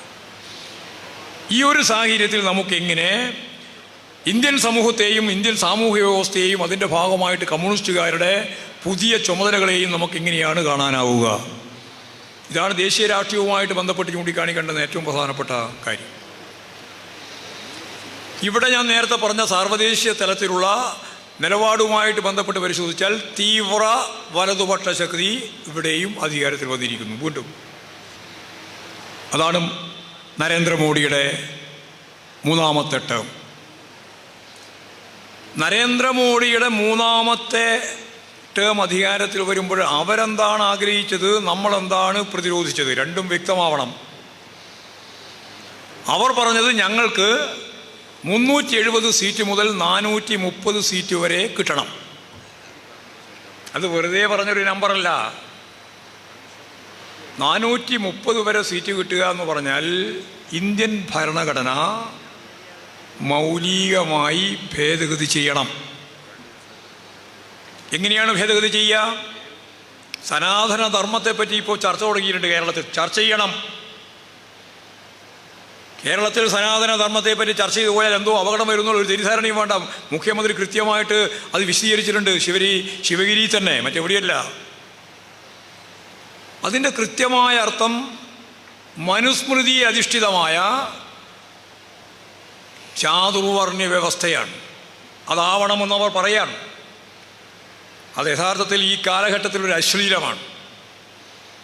ജനാധിപത്യ വിപ്ലവം നടക്കാത്ത രാജ്യമാണ് ഇന്ത്യ. അതുകൊണ്ടാണ് ഭൂപ്രഭുത്വം അവസാനിപ്പിക്കാതെ ഭൂപ്രഭുത്വത്തിൻ്റെ മേലെ മുതലാളിത്തം കെട്ടിപ്പൊക്കിയത്. ഈ മുതലാളിത്തം ഫ്യൂഡലിസത്തിൻ്റെ മേലെ കെട്ടിപ്പൊക്കിയപ്പോൾ ഫ്യൂഡൽ ജീർണത മുഴുവൻ അതിൻ്റെ അടിത്തറയായി നിലകൊള്ളുകയാണ്. അത് സാമ്പത്തിക മേഖലയിലുമുണ്ട്, ആശയതലത്തിലുമുണ്ട്. ഈ ആശയതലത്തിലെ ഏറ്റവും പ്രധാനപ്പെട്ട ഒന്നാണ് ചാതുർവർണ്ണ്യ വ്യവസ്ഥ ഇന്ത്യയിൽ നടപ്പിലാക്കണം. അതിനുള്ള ഭരണഘടന വേണം. അതാ ഞാൻ പറഞ്ഞ അശ്ലീലാണ്. ബ്രാഹ്മണരും ക്ഷത്രിയരും വൈശ്യരും ശൂദ്രരും ഉൾക്കൊള്ളുന്ന 4 വർണ്ണം. വർണ്ണമില്ലാത്തവരാണ് തൊട്ടുകൂടായ്മ അനുഭവിച്ച മുഴുവൻ ജനങ്ങളും. അത് പട്ടികജാതിക്കാരനും പട്ടികവർഗക്കാരനൊന്നുമല്ല, അത് ചണ്ടാള വിഭാഗം. അതിൻ്റെ അപ്പുറത്തുള്ളവരെടുത്ത് പരിശോധിച്ച് നോക്കിയാൽ നമ്മുടെ OEC, OBC ഉൾപ്പെടെ മുഴുവൻ വിഭാഗവും വർണ്ണമില്ലാത്തവരാണ്. അവർക്കാണ് പേര് അവർണർ. അവർണരാരും സവർണ വിഭാഗത്തിൽപ്പെട്ടവരല്ല, വർണ്ണവിഭാഗത്തിൽപ്പെട്ടവരല്ല. ഈ അവർണ വിഭാഗത്തിൻ്റെ ഏതാണ്ട് ഇന്ത്യൻ ജനസംഖ്യയിലെ ഹിന്ദു വിഭാഗത്തിൽ ബീഹാർ മോഡലായി പരിശോധിച്ചപ്പോൾ ഒരു 85% വരും. ചെറിയ നമ്പറല്ല, 85%. അതിൻ്റെ സെൻസസ് എടുക്കണം എന്നാണ് ഇപ്പോഴും കൃത്യമായിട്ട് പറഞ്ഞിട്ടുള്ളത്. CPM ഉൾപ്പെടെ പറഞ്ഞത് സെൻസസ് എടുക്കണം. സർവേ നടത്തിയപ്പോഴാണ് 15% സവർണർ. ഞാൻ നേരത്തെ പറഞ്ഞ ബ്രാഹ്മണർ, ക്ഷത്രിയർ, വൈശ്യർ, ശൂദ്രർ. ശൂദ്രർ എന്ന് പറഞ്ഞാൽ പട്ടികജാതിക്കാരും പട്ടികവർഗ്ഗക്കാരാണെന്നാണ് പല ആളുടെയും ധാരണ. അല്ല, അത് വർണ്ണില്ലല്ലോ, അത് അവർണരാ, അത് ചണ്ടാള വിഭാഗമാണ്. നമ്മുടെ നാട്ടിലെ ബ്രാഹ്മണരും ക്ഷത്രിയരും എന്ന് പറഞ്ഞാൽ ഇവിടെ വലിയ ക്ഷത്രിയരൊന്നുമില്ല, രാജാക്കന്മാർ വളരെ ചെറിയ കൈവിരലെണ്ണാവുന്നവരാണ്. അപ്പോൾ ബ്രാഹ്മണരും വളരെ കൂടുതലൊന്നുമില്ല. അത് കഴിഞ്ഞാൽ പിന്നെ വൈശ്യരാണ്. വൈശ്യർ എന്ന് പറഞ്ഞാൽ കച്ചവട സംവിധാനമാണ്. അതുകൂടി ഇല്ല. ഒന്നുകിൽ ഇവിടെ മുസ്ലിമോ അല്ലെങ്കിൽ ക്രിസ്ത്യാനിയോ അല്ലെങ്കിൽ ഹിന്ദു തന്നെ ചില ആളുകളുമാണ്. പിന്നെയുള്ളത് ശൂദ്രരാണ്. ശൂദ്രർ എന്ന് പറഞ്ഞാൽ നമ്മുടെ നായർ, നമ്പ്യാർ ഉൾപ്പെടെയുള്ള വിഭാഗമാണ്. അവരും കൂടി ചേരുവരുത് അതിൽ. അവർക്ക് വർണ്ണമുണ്ട്. അത് കൂട്ടിയിട്ടാണ് ഞാൻ പറഞ്ഞത് 10-12% അതും കൂടി ചേർത്താണ് ഇവിടെ 15% പറഞ്ഞത്. സുമാരൻ നായർ നേരെ 12% എന്ന് പറഞ്ഞു. അതുകൊണ്ട് ഞാൻ 12 കൂട്ടിയത്. അങ്ങനെ കൂട്ടിയില്ല ഞാൻ പറയുന്നത്. ചാതുർവർണ്ണ വ്യവസ്ഥയിൽ അധിഷ്ഠിതമായ ഒരു ഭരണഘടന വേണം. അമിത്ഷാ പറയുകയാണ് അംബേദ്കർ ജപിക്കുന്നത് പോലെ പറഞ്ഞുകൊണ്ടിരിക്കുകയാണ്. എന്തൊരു പ്രാന്താന്ന് നോക്കിയാട്ട് നിങ്ങൾ, എന്തൊരു ഭ്രമം, എന്തൊരു വിരോധം. അംബേദ്കർ എന്ന് പറയുന്നത് കേൾക്കുമ്പോൾ തന്നെ പ്രയാസം, എന്നിട്ട് പരിഹസിക്കുക.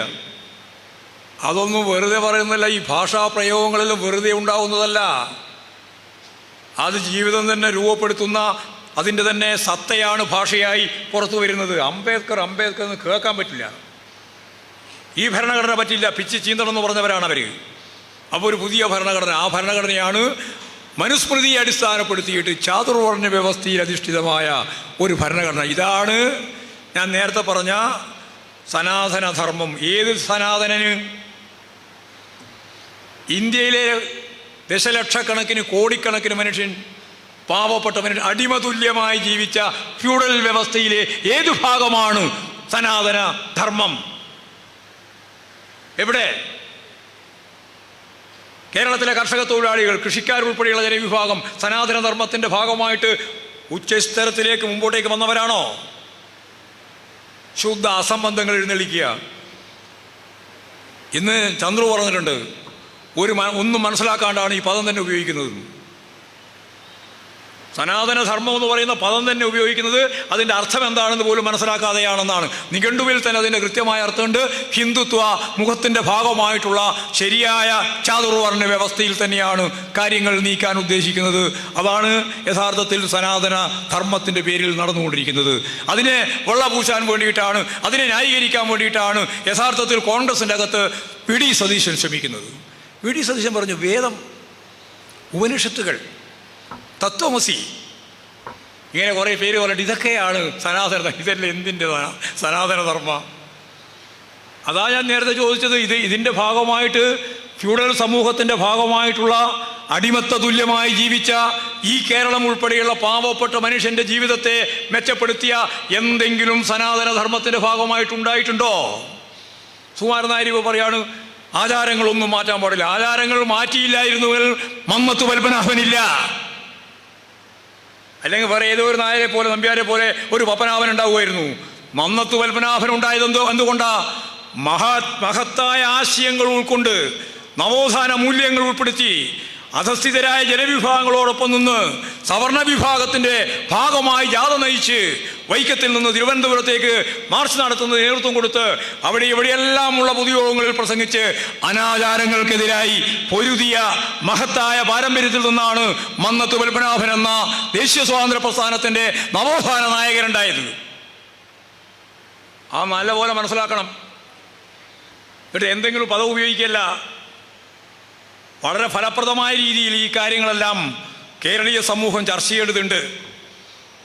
ഞാൻ പറഞ്ഞു വന്നത്, ഇന്ത്യൻ രാഷ്ട്രീയത്തിൻ്റെ മർമ്മപ്രധാനമായ ഒരു ഭാഗം പാർലമെൻ്ററി ജനാധിപത്യ സംവിധാനത്തെ ഉപയോഗിച്ച്, ഭൂരിപക്ഷം ഉപയോഗിച്ച് ഈ നേരത്തെ പറഞ്ഞ അശ്ലീലം, ആ ശൈലിയും ഇതാണ്: ചാതുർവർണ്ണ വ്യവസ്ഥക്ക് അടിസ്ഥാനമായ ഒരു ഭരണഘടന. അതുപയോഗിച്ച് ഈ ഇന്ത്യയിൽ 2025 ഹിന്ദുത്വ രാഷ്ട്രം സൃഷ്ടിക്കാം. RSSൻ്റെ 100ാം വാർഷികത്തിൽ ഇതായിരുന്നു പരിപാടി. പക്ഷേ ഇന്ത്യൻ ജനത അത് സമ്മതിച്ചില്ല. അതിനെ ശക്തിയായിട്ട് പ്രതിരോധിച്ചു. ആ പ്രതിരോധത്തിൻ്റെ ഭാഗമായിട്ട് അവർക്ക് രാമക്ഷേത്രത്തിലുണ്ടായി. ക്ഷേത്ര ഉദ്ഘാടനം ചെയ്യാൻ പാടില്ല എന്ന് ശങ്കരാചാര്യന്മാർ നിർബന്ധിച്ച് വിശദീകരിച്ചിട്ടും അവരതിന് കൂട്ടാക്കിയില്ല. പണി പൂർത്തിയാവാതെ രാമക്ഷേത്രം ഉദ്ഘാടനം ചെയ്തു. മഴ പെയ്തപ്പോൾ ചോർന്നൊലിക്കുന്ന സാഹചര്യം ഉണ്ടായി.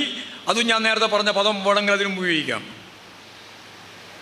എന്നിട്ട് തെരഞ്ഞെടുപ്പ് പ്രക്രിയയിൽ വോട്ട് കിട്ടാൻ വേണ്ടി വർഗീയമായി രാമക്ഷേത്രത്തെ, അതിൻ്റെ വിശ്വാസത്തെ നിങ്ങൾ കണ്ടു. പക്ഷേ ഫാസിയാബാദ് എന്ന നിയോജക മണ്ഡലമാണ് ഈ പറയുന്ന രാമക്ഷേത്രം സ്ഥിതി ചെയ്യുന്ന സ്ഥലം ഉൾപ്പെടെയുള്ള മണ്ഡലം. അവിടെ ഒരു സവർണനെ നിങ്ങൾ നിർത്തി. അവിടെ SP ഒരു പട്ടികജാതിക്കാരനെ നിർത്തി. അവസാനം ഫാസിയാബാദ് മണ്ഡലത്തിൽ BJP തോറ്റു. അവിടെ SP ജയിച്ചു. ഇന്ത്യ മുന്നണിയുടെ ഭാഗമായി.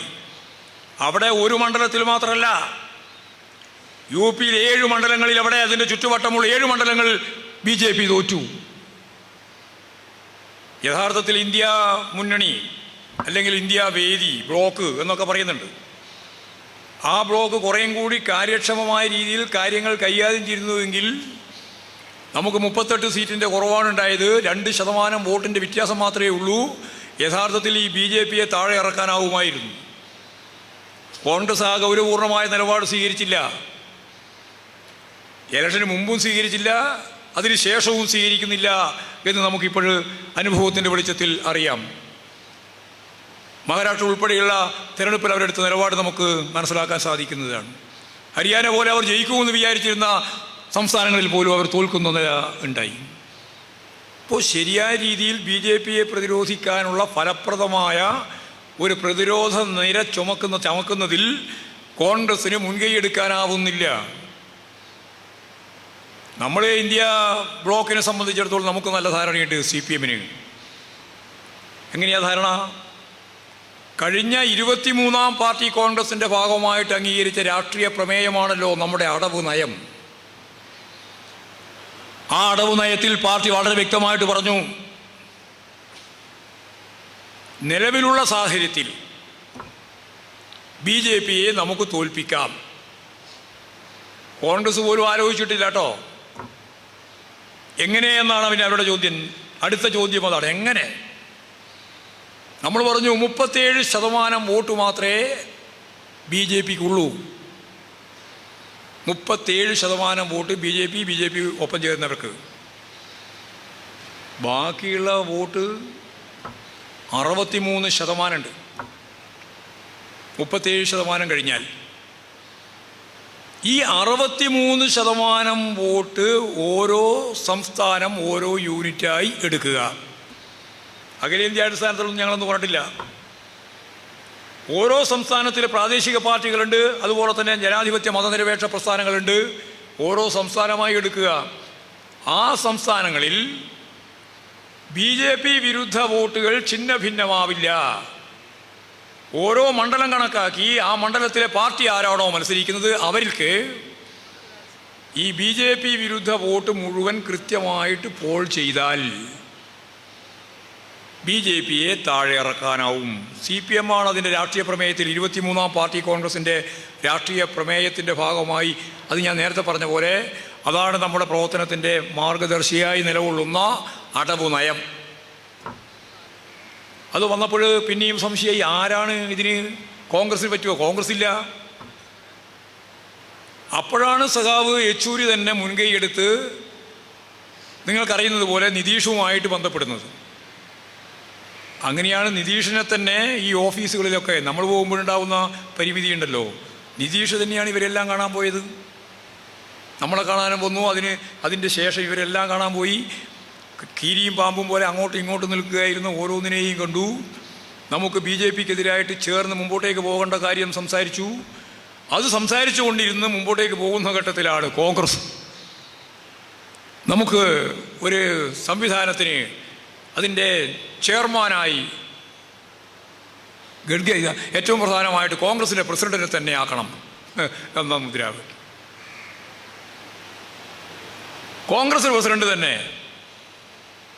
ഇതിൻ്റെ ചെയർമാനായിട്ട് വരണം. അപ്പോൾ നിതീഷിന് മനസ്സിലായി സംഗതി പോക്കാണ്. ഇവരെല്ലാം അവസരവാദികളാണല്ലോ, എപ്പോഴും അങ്ങോട്ടും ഇങ്ങോട്ടും പോകാൻ അവർക്ക് യാതൊരു മടിയുള്ളവരല്ല. ഇത് മനസ്സിലാക്കിയപ്പോൾ കോൺഗ്രസിനെ അടിസ്ഥാനപ്പെടുത്തി മുന്നോട്ടേക്ക് പോകാൻ പറ്റില്ല എന്ന് കണ്ടപ്പോഴാണ് നിതീഷ് മറുകണ്ഠം ചാടി BJP ക്യാമ്പിലേക്ക് തന്നെ തിരിച്ചു പോയത്. അപ്പോൾ ആകെ ക്ഷീണായി. അയ്യോ, ഇനി എന്താ വഴി? നിതീഷും കൂടി പോയി. ആരാണോ മുൻകൈ എടുത്തത്, ആ മുൻകൈ എടുത്ത നിതീഷ് പോയി. അപ്പോഴും CPIM പറഞ്ഞു, യെച്ചൂരി തന്നെ പറഞ്ഞു, ഭയപ്പെടണ്ട, ഈ 37% വോട്ട് കിട്ടുന്ന സന്ദർഭത്തിൽ നിതീഷും അപ്പുറം തന്നെയായിരുന്നു. അല്ല, വേറെ എന്തെങ്കിലും ആണെന്ന് തെറ്റിദ്ധരിക്കണ്ട, നിതീഷ് അപ്പുറം തന്നെയാണ്. എന്നിട്ടാണ് 37% വോട്ട് അവർ കിട്ടിയത്. ഓരോ സംസ്ഥാനത്തിൻ്റെയും പ്രത്യേകത വെച്ചുകൊണ്ട് പ്രാദേശിക പാർട്ടികൾ ഉൾപ്പെടെ ചേർന്ന് മതനിരപേക്ഷ ഉള്ളടക്കമുള്ള എല്ലാ വിഭാഗവും ചേർന്ന് മുമ്പോട്ടേക്ക് പോകാൻ അതിനാവശ്യമായ രീതി നിലപാട് സ്വീകരിക്കാൻ കഴിഞ്ഞാൽ നമുക്ക് സാധിക്കും. അതിൻ്റെ തുടർച്ചയിൽ നിന്നാണ് പിന്നീട് ഇന്ത്യ ബ്ലോക്ക് ഉണ്ടായത്. സഖാവ് സീതാറാം യെച്ചൂരി അന്തരിച്ചപ്പോൾ യെച്ചൂരിയുടെ യാത്ര നൽകുന്ന അതിൻ്റെ ഭാഗമായിട്ടുള്ള ഒരു ചടങ്ങിൽ രാഹുൽ ഗാന്ധി തന്നെ പറഞ്ഞത് ഇന്ത്യ ബ്ലോക്കിൻ്റെ അതിന് രൂപം നൽകിയതിൻ്റെ ഏറ്റവും പ്രമുഖനായ നേതാവാണ് എന്നാണ് സീതാറാം യെച്ചൂരി. ആ രീതിയിൽ CPIMന് നല്ല പങ്ക് വഹിക്കാൻ നമുക്ക് സാധിച്ചിട്ടുണ്ട്. പക്ഷേ ആ പങ്ക് വഹിച്ചു എന്നുള്ളതുകൊണ്ട് ഇന്ത്യൻ രാഷ്ട്രീയത്തിൽ ഒരു പുതിയ സംഭവം വന്നു. അത് ഭരണഘടന മാറ്റാൻ അവർക്ക് സാധിച്ചില്ല. BJPക്ക് ഒറ്റയ്ക്ക് ഭൂരിപക്ഷമില്ല. കൂട്ടുകക്ഷി ഗവൺമെൻറ്റാണ് അധികാരത്തിൽ നിൽക്കുന്നത്. പക്ഷേ വർത്തമാന കാലഘട്ടത്തിലും അവർ വർഗീയ ധ്രുവീകരണത്തിന് വേണ്ടി തന്നെ നിലകൊള്ളുകയാണ്. അവരുടെ പഴയ മന്ത്രിമാരെ പലരും മാറ്റിയിട്ടില്ല. ആ മന്ത്രിമാരെ തന്നെ ഉപയോഗിച്ചിട്ട് മുമ്പത്തെ പോലെ തന്നെ കാര്യങ്ങൾ തുടരാൻ കൂട്ടുകക്ഷി ഗവൺമെൻറ്റിലും BJP ശ്രമിച്ചുകൊണ്ടിരിക്കുന്നു. അപകടം തന്നെയാണ്. അവർക്ക് വലിയ വോട്ട് വ്യത്യാസം വന്നിട്ടില്ല. സീറ്റെല്ലാം കുറഞ്ഞിട്ടുണ്ടെങ്കിലും BJPക്ക് കഴിഞ്ഞ പ്രാവശ്യം കിട്ടിയതിനേക്കാളും കൂടുതൽ വോട്ട് കിട്ടിയില്ല. എന്നാൽ വലിയ കുറവ് സംഭവിച്ചില്ല എന്നുള്ളതും നമ്മൾ കാണണം. അപ്പോൾ ഈ അപകടം തുടരുകയാണ്. വർഗീയ ധ്രുവീകരണത്തിൻ്റെ ഈ അപകടത്തെ ഫലപ്രദമായിട്ട് കൈകാര്യം ചെയ്യാൻ സാധിക്കണമെങ്കിൽ നമുക്കിപ്പോഴും അഖിലേന്ത്യാടിസ്ഥാനത്തിലും സംസ്ഥാന തലത്തിലും BJP വിരുദ്ധ വോട്ടുകൾ ഛിന്ന ഭിന്നമാവാതെ അവർക്കെതിരായി ശക്തിമത്തായിട്ട് നിലകൊള്ളാൻ കഴിയുന്ന ഒരു പ്രതിരോധ നിര തീർക്കാൻ ഇപ്പോഴും ബാധ്യതയുണ്ട്. ഒന്നാമത്തെ ശത്രു ഇപ്പോഴും BJP തന്നെയാണ്. എന്നാൽ കോൺഗ്രസിനെ പറ്റി പറയുമ്പോൾ അതിൻ്റെ ദൗർബല്യം നമുക്കറിയാം. മൃദു ഹിന്ദുത്വ സമീപനം കൈകാര്യം ചെയ്യുന്നും ഉണ്ട്. ഈ ഒരു ദേശീയ രാഷ്ട്രീയത്തിൽ നിന്നുകൊണ്ട് അവരിപ്പോഴും ഒരു രാജ്യം ഒരു തെരഞ്ഞെടുപ്പ്. മുമ്പാണെങ്കിൽ നമുക്കറിയുന്നത് പോലെ പൗരത്വം എന്നത് മതാടിസ്ഥാനത്തിലാക്കുക, പൗരത്വ ഭേദഗതി നിയമം. ഇപ്പോൾ പറഞ്ഞുകൊണ്ടിരിക്കുന്ന ഏകൽ സിവിൽ കോഡ് എല്ലാം ഒരു ദിശയിലേക്കാണ് യാത്ര. അത് ഹിന്ദുത്വ അജണ്ടയ്ക്ക് വേണ്ടിയിട്ടാണ്. ഈ അപകടം നന്നായിട്ട് മനസ്സിലാക്കിയിട്ട് CPIM ഇപ്രാവശ്യവും ഫലപ്രദമായ നിലപാട് സ്വീകരിച്ച് മുമ്പോട്ടേക്ക് പോകുമ്പോൾ BJPയെ പ്രതിരോധിക്കുക എന്നുള്ളത് തന്നെയാണ് ദേശീയ രാഷ്ട്രീയത്തിലെ ഏറ്റവും പ്രധാനപ്പെട്ട കാര്യം എന്ന കാര്യത്തിൽ നമുക്ക് യാതൊരു സംശയവും ഉണ്ടാവേണ്ടതില്ല എന്നാണ് അത് സംബന്ധിച്ച് വ്യക്തമാക്കാനുള്ളത്. ഇവിടെ നമുക്ക് ദേശീയ രാഷ്ട്രീയത്തിൽ പരിശോധിച്ച് നോക്കിയാൽ നമ്മുടെ എണ്ണം കൂടുന്നില്ല. ബംഗാളും ത്രിപുരയും ഫലപ്രദമായിട്ട് തിരിച്ചു വരാതിരിക്കുന്ന ഘട്ടത്തിൽ കേരളമായിരുന്നു വളരെ ഫലപ്രദമായിട്ട് നമ്മൾ പ്രതീക്ഷിച്ചത്. കേരളത്തിലും നമുക്ക് ജയിക്കാനായില്ല.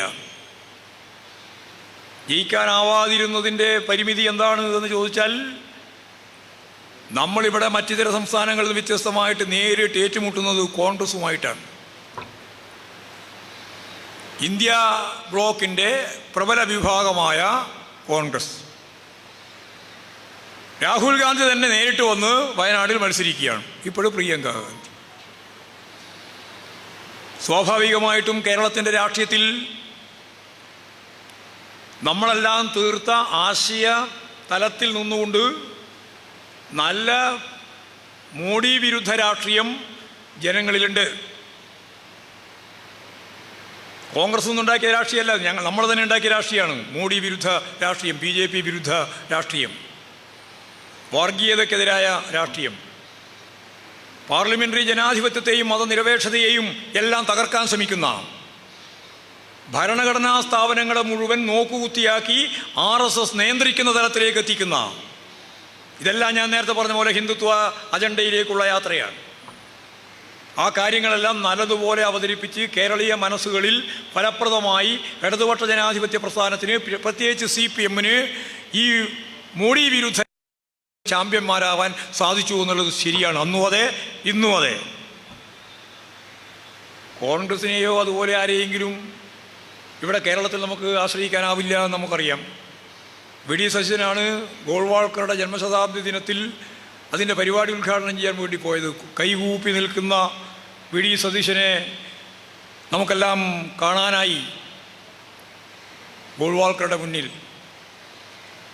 ഞാനാണ് RSSൻ്റെ ശാഖക്ക് കാവലിരുന്നത് എന്ന് പറഞ്ഞ KPCC പ്രസിഡന്റിനെയും നമുക്ക് കാണാനായി. ഇതെല്ലാം ഉണ്ടായിട്ടും മോഡി വിരുദ്ധ രാഷ്ട്രീയത്തിൻ്റെ കേന്ദ്ര ബിന്ദുവായി നിൽക്കുന്ന CPIM-നെയും ഇടതുപക്ഷ ജനാധിപത്യ മുന്നണിയെയും കൈയൊഴിഞ്ഞ് UDF-ന് അനുകൂലമായി എന്തുകൊണ്ട് കേരളത്തിലെ വോട്ടർമാർ ന്യൂനപക്ഷ വിഭാഗം ഉൾപ്പെടെ വോട്ട് ചെയ്തു? ഇതൊരു പ്രധാനപ്പെട്ട പ്രശ്നമാണ്. ഇതാണ് ദേശീയ രാഷ്ട്രീയവുമായിട്ട് ബന്ധപ്പെട്ട കേരളത്തിൻ്റെ പരിമിതി. ഞങ്ങൾ കണ്ടു അത് പരിമിതിയാണെന്ന്. ആ പരിമിതി കേരളത്തിന് വേണ്ടി വേറെ എന്തെങ്കിലും നിലപാട് സ്വീകരിക്കാൻ നമുക്ക് സാധിക്കുകയും ചെയ്യില്ല, നമുക്ക് പറയാനും പറ്റില്ല. കാരണം ദേശീയ രാഷ്ട്രീയത്തിലെ ഏറ്റവും പ്രധാനപ്പെട്ട പ്രശ്നം BJP വിരുദ്ധ രാഷ്ട്രീയത്തിൻ്റെ വേദി തന്നെയാണ്. ഇവിടെ എന്താ ഉണ്ടായേ? കഴിഞ്ഞ പ്രാവശ്യം 2019 തിരഞ്ഞെടുപ്പിലും ഈ 24 തിരഞ്ഞെടുപ്പിലും ഉണ്ടായതെന്താ? രണ്ടും ഒരേ സീറ്റാണ് നമുക്ക് കിട്ടിയത്. അന്നൊരു സീറ്റ് കിട്ടി ആലപ്പുഴ, ഇന്നൊരു സീറ്റ് കിട്ടി ഇവിടെ. നമ്മുടെ MP ഇവിടെ ഇരിക്കുന്നുണ്ട്, രാധാകൃഷ്ണൻ, ആലത്തൂർ. രണ്ടിലും ഉണ്ട് എന്ന് മാത്രമേ ഉള്ളൂ. ആലത്തൂരും ആലപ്പുഴയും ഒറ്റ സീറ്റ്. എന്തുകൊണ്ടാണ് നമ്മൾ കഴിഞ്ഞ പാർലമെൻറ്റ് തിരഞ്ഞെടുപ്പിൽ നമ്മൾ ഇതുപോലെ നല്ലതുപോലെ തോറ്റത്? നമ്മൾ നല്ല റിവ്യൂ നടത്തി, പരിശോധന നടത്തി. സെൻട്രൽ കമ്മിറ്റിയും അതുപോലെ സംസ്ഥാന കമ്മിറ്റിയും താഴെ തലമുള്ള മുഴുവൻ കമ്മിറ്റികളും പരിശോധിച്ചപ്പോൾ ഒരു കാര്യം മനസ്സിലായി. ഇന്ത്യയിലുടനീളം BJPയെ എതിർക്കുന്നു. ആ എതിർക്കുന്നതിന് പല സ്ഥലത്തും കോൺഗ്രസുമായിട്ട് നമ്മൾ ഐക്യപ്പെട്ട് മുന്നോട്ടേക്ക് വരുന്നു, ധാരണയുണ്ടാക്കി മത്സരിക്കുന്നു. ബംഗാൾ ഉൾപ്പെടെ നിരവധി സംസ്ഥാനങ്ങളിൽ ഇവിടെ കോൺഗ്രസുമായി നേരിട്ട് ഏറ്റുമുട്ടുന്നു. അങ്ങനെ ഏറ്റുമുട്ടുമ്പോൾ ഇവിടെയുള്ള BJP വിരുദ്ധ ബോധമുള്ള മനുഷ്യരിൽ നിങ്ങളാകെ മത്സരിക്കുന്നത് 55 സീറ്റിലല്ലേ? എന്തെങ്കിലും രീതിയിൽ BJPയെ തോൽപ്പിച്ച് മുന്നോട്ടേക്ക് പോകാൻ സാധിക്കുന്നത് ദേശീയാടിസ്ഥാനത്തിൽ കോൺഗ്രസിനല്ലേ? ഈ ഒരു മനസ്സ് മതനിരപേക്ഷ ഉള്ളടക്കമുള്ളവരിലും അതുപോലെ ന്യൂനപക്ഷ വിഭാഗങ്ങളുടെയിലും നല്ലതുപോലെ സ്വാധീനിച്ചിട്ടുണ്ട്.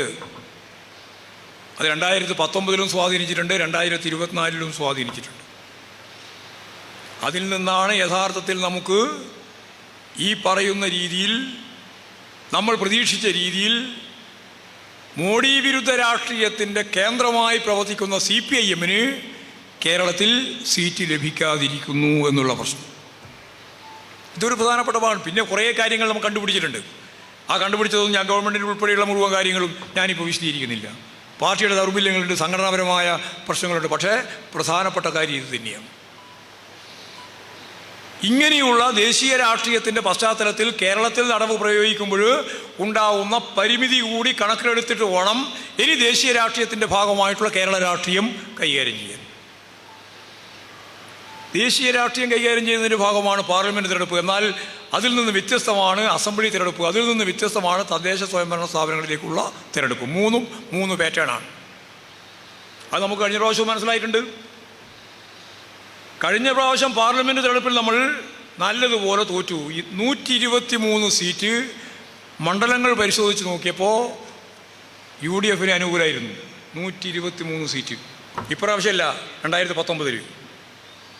അപ്പോൾ മനോരമ, മാതൃഭൂമിയും മാധ്യമ ശൃംഖലകൾ മുഴുവൻ UDF, കോൺഗ്രസ്, ലീഗ് എല്ലാം പിണറായി വിജയൻ്റെ 5 കൊല്ലം തൊട്ട് അവസാനിച്ചു കഴിഞ്ഞാൽ പിന്നെ ഞങ്ങളുടെ സ്വർണ്ണകാലം, UDF ജയിച്ച് അധികാരത്തിൽ വരാൻ പോവാണ്. അതാണ് ശീലം, മുമ്പത്തെ ശീലം അതാണ്. അതുകൊണ്ട് തീർച്ചയായും അധികാരത്തിൽ വരും. അന്നാണെങ്കിൽ കേന്ദ്ര ഏജൻസികളെ അടിസ്ഥാനപ്പെടുത്തിയിട്ടുള്ള നിരവധിയായ അന്വേഷണങ്ങളും ഒക്കെ നടന്നുകൊണ്ടിരിക്കുന്ന കാലം, മാധ്യമങ്ങൾ മുഴുവൻ നമുക്കെതിര്. പക്ഷേ കേരളത്തിലെ ജനങ്ങൾ തീരുമാനിച്ചു, നേരത്തെ പറഞ്ഞ 19 സീറ്റ് വേറെ, 123 സീറ്റിൽ നിങ്ങളുടെ ഭൂരിപക്ഷം വേറെ. ഇലക്ഷനിൽ ഈ എല്ലാ പ്രചാരവേദിയും മാധ്യമ ശൃംഖലകൾ മുഴുവൻ നമുക്കെതിരായിട്ട് അപവാദ പ്രചരണങ്ങൾ, കള്ളത്തരങ്ങൾ എല്ലാം പ്രചരിപ്പിച്ച് വാസ്തവ ഉൽപ്പാദിപ്പിച്ച് ജനങ്ങളുടെ മുമ്പിൽ അവതരിപ്പിച്ചിട്ടും ജനങ്ങൾ പറഞ്ഞു ഞങ്ങൾ ഇടതുപക്ഷ ജനാധിപത്യ മുന്നണിക്ക് അനുകൂലം. 99 സീറ്റ്, 123 മാറി 99 സീറ്റിൽ ഇടതുപക്ഷ ജനാധിപത്യ മുന്നണിക്ക് ചരിത്രത്തിൽ ആദ്യമായിട്ട് 2ാം ടേം അധികാരത്തിൽ വരാൻ പിണറായി വിജയനെ സഹായിക്കുന്ന നിലപാട് ജനങ്ങൾ സ്വീകരിച്ചു.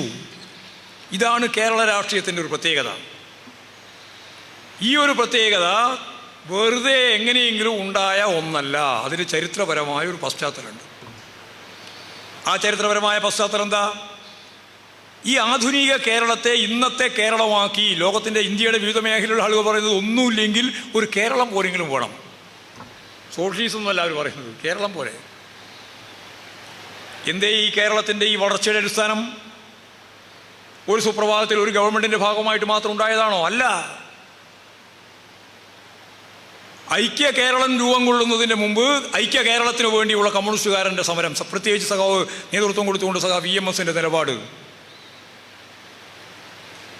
1.5 കോടി മലയാളികളുടെ മാതൃഭൂമിയാണ് ഈ കേരളത്തിൻ്റെ ചുറ്റുവട്ടമെന്ന് കൃത്യമായിട്ട് അവതരിപ്പിച്ച ആ ദാർശനിക സമീപനം, ഇന്ത്യ സംസ്ഥാന വിഭജനവുമായിട്ട് ബന്ധപ്പെട്ട് ഐക്യ കേരളം രൂപം കൊണ്ടു. ഐക്യ കേരളം രൂപം കൊള്ളുന്നതിൻ്റെ പശ്ചാത്തലത്തിൽ 1956 ജൂണിൽ കമ്മ്യൂണിസ്റ്റ് പാർട്ടിയുടെ സമ്മേളനം ചേർന്നു തൃശ്ശൂരിൽ, സംസ്ഥാന സമ്മേളനം. ആ സമ്മേളനം ചർച്ച ചെയ്ത ഏറ്റവും പ്രധാനപ്പെട്ട സംഘടനാപരമായ കാര്യങ്ങൾക്ക് പുറമെ കേരളം എങ്ങനെ മുന്നോട്ടേക്ക് പോകണം, കേരളത്തെ എങ്ങനെ വികസിപ്പിക്കണം, ഒരു ബദൽ നിലപാട് എങ്ങനെ. അന്ന് നമുക്ക് ഗവൺമെൻറ്റൊന്നും ഇല്ല കേട്ടോ, ഗവൺമെൻറ്റിനെ പറ്റിയിട്ട് ആലോചന പോലും ഇല്ല. പക്ഷേ നമ്മളൊരു ബദൽ നയം വെക്കുകയാണ് സംസ്ഥാന സമ്മേളനം. ആ സംസ്ഥാന സമ്മേളനത്തിൽ അവതരിപ്പിച്ച വികസന രേഖയുടെ ഭാഗമായിട്ട് തയ്യാറാക്കിയ പ്രകടന പത്രിക വെച്ചുകൊണ്ടാണ് 57 തെരഞ്ഞെടുപ്പിൽ കമ്മ്യൂണിസ്റ്റ് പാർട്ടി, അവിഭക്ത കമ്മ്യൂണിസ്റ്റ് പാർട്ടി മത്സരിച്ചത്. അപ്പോൾ ഭൂബന്ധത്തിലുള്ള മാറ്റം, കുടികിടപ്പുകാരോട് എടുക്കേണ്ട സമീപനം, വ്യാവസായിക രംഗത്ത് വരേണ്ടുന്ന മാറ്റം, വിദ്യാഭ്യാസ മേഖലയിൽ വരേണ്ടുന്ന മാറ്റം, സാംസ്കാരിക മേഖലയിൽ വരേണ്ടുന്ന നവോത്ഥാന പ്രസ്ഥാനത്തിൻ്റെ തുടർച്ച, ഇതെല്ലാം ചർച്ച ചെയ്തിട്ടുണ്ട്. ഞാനതിൻ്റെ ഒന്നും വിശദീകരണത്തിലേക്ക് കിടക്കുന്നില്ല. അതിനടിസ്ഥാനപ്പെടുത്തി തയ്യാറാക്കിയിട്ടുള്ള പ്രകടന പത്രിക, അത് വെച്ചാണ് ഇലക്ഷൻ. ആ ഇലക്ഷനിലാണ് ലോക ചരിത്രത്തിൽ ആദ്യമായി കമ്മ്യൂണിസ്റ്റ് പാർട്ടിക്ക് പാർലമെൻ്ററി സംവിധാനത്തിൻ്റെ ഭാഗമായി ജനഹിതമടിസ്ഥാനപ്പെടുത്തി ഒരു ഗവൺമെൻറ് രൂപീകരിക്കാൻ ഈ ഭൂമുഖത്ത് കേരളത്തിൽ ആദ്യമായിട്ട് സാധിച്ചത്. അതുകൊണ്ടാണ് അമേരിക്ക ഉൾപ്പെടെയുള്ളവർ ശ്രദ്ധിച്ചത്. എല്ലാവരുടെയും ശ്രദ്ധയിൽ വന്നത് ഈ ഒരു പശ്ചാത്തലത്തിലാണ്. ഇപ്പോൾ കമ്മ്യൂണിസ്റ്റ് പാർട്ടി വ്യക്തമായ കാഴ്ചപ്പാട് വെച്ച് ജനങ്ങളെ അഭിമുഖീകരിച്ചപ്പോൾ ആരും പ്രതീക്ഷിക്കാത്ത രീതിയിൽ കമ്മ്യൂണിസ്റ്റുകാർക്കും കമ്മ്യൂണിസ്റ്റുകാരോടൊപ്പം ചേരുന്ന സ്വതന്ത്രന്മാർക്കും കൂടി ചേർന്ന് കേരളത്തിലെ അസംബ്ലിയിൽ ഭൂരിപക്ഷം കിട്ടി. ഇതൊരു കടമ്പ. ഭൂരിപക്ഷം കിട്ടി എന്നുള്ളത് കൊണ്ട് മാത്രമല്ല കേരളമായത്, അന്ന് EMSൻ്റെ ഗവൺമെൻറ് വന്നു എന്നുള്ളത് കൊണ്ട് മാത്രമല്ല കേരളമായത്. അതിൻ്റെ നിലപാടുകൾ എന്താണ് എന്നതാണ്. ഒന്നാമത്തെ നിലപാട്, അധികാരത്തിൽ വന്നിട്ട് 5 ദിവസം കഴിഞ്ഞ് 6ാമത്തെ ദിവസം ഇന്ത്യയിൽ ഒരു സംസ്ഥാനവും നടപ്പിലാക്കാത്ത, ഇന്നും പോലും നടപ്പിലാക്കാത്ത ഒരു നിലപാട് അന്ന് സ്വീകരിച്ചു. അതെന്താ? കുടിയൊഴിപ്പിക്കൽ വിരുദ്ധ ഓർഡിനൻസ്. കുടിയൊഴിപ്പിക്കരുത്. അത് ഈ കേരളത്തിൻ്റെ ചരിത്രത്തിലെ ഒരു പുതിയ സംഭവമാണ്. ഞാൻ നേരത്തെ പറഞ്ഞില്ലേ, ഇവൻ്റെ സനാതനധർമ്മം, ഭൂപ്രഭുവിൻ്റെ ധർമ്മം, കുടിയാന്മാർ, പാവപ്പെട്ടവർ, പട്ടിക ജാതിക്കാർ, പട്ടികവർഗ്ഗക്കാർ, കർഷക തൊഴിലാളികൾ അടിമതുല്യമായ ജീവിതം നയിക്കുന്ന കാലം, കൊല്ലാനും കൊല്ലിക്കാനും എല്ലാം അവകാശമുണ്ടായിരുന്ന ഭൂപ്രഭുത്വം, അതാ സനാതന ഹിന്ദു. കരക്കാട്ടിട്ട് നായനാർക്ക്, യശമാനന്മാർക്ക് ആരെയും കൊല്ലാം. വൈശായി കുണ്ടമെന്ന് പറയുന്നത് മനുഷ്യനെ കൊന്ന് ഉപേക്ഷിക്കുന്നതിന് വേണ്ടിയുള്ള വലിയ കൊല്ലിയാണ്. ഓടത്തുപാലത്തിനടുത്ത് എനിക്കെല്ലാം പരിചയമുള്ളപ്പോൾ തന്നെ അതിൻ്റെ അവശിഷ്ടങ്ങളുണ്ടായിരുന്നു. മനുഷ്യനെ കുന്നുതള്ളുന്ന ഏറ്റവും പ്രധാനപ്പെട്ട കൊലമരത്തിൻ്റെ അവശിഷ്ടങ്ങൾ ഭൂപ്രഭുത്വത്തിൻ്റെ ഭാഗമാണ്.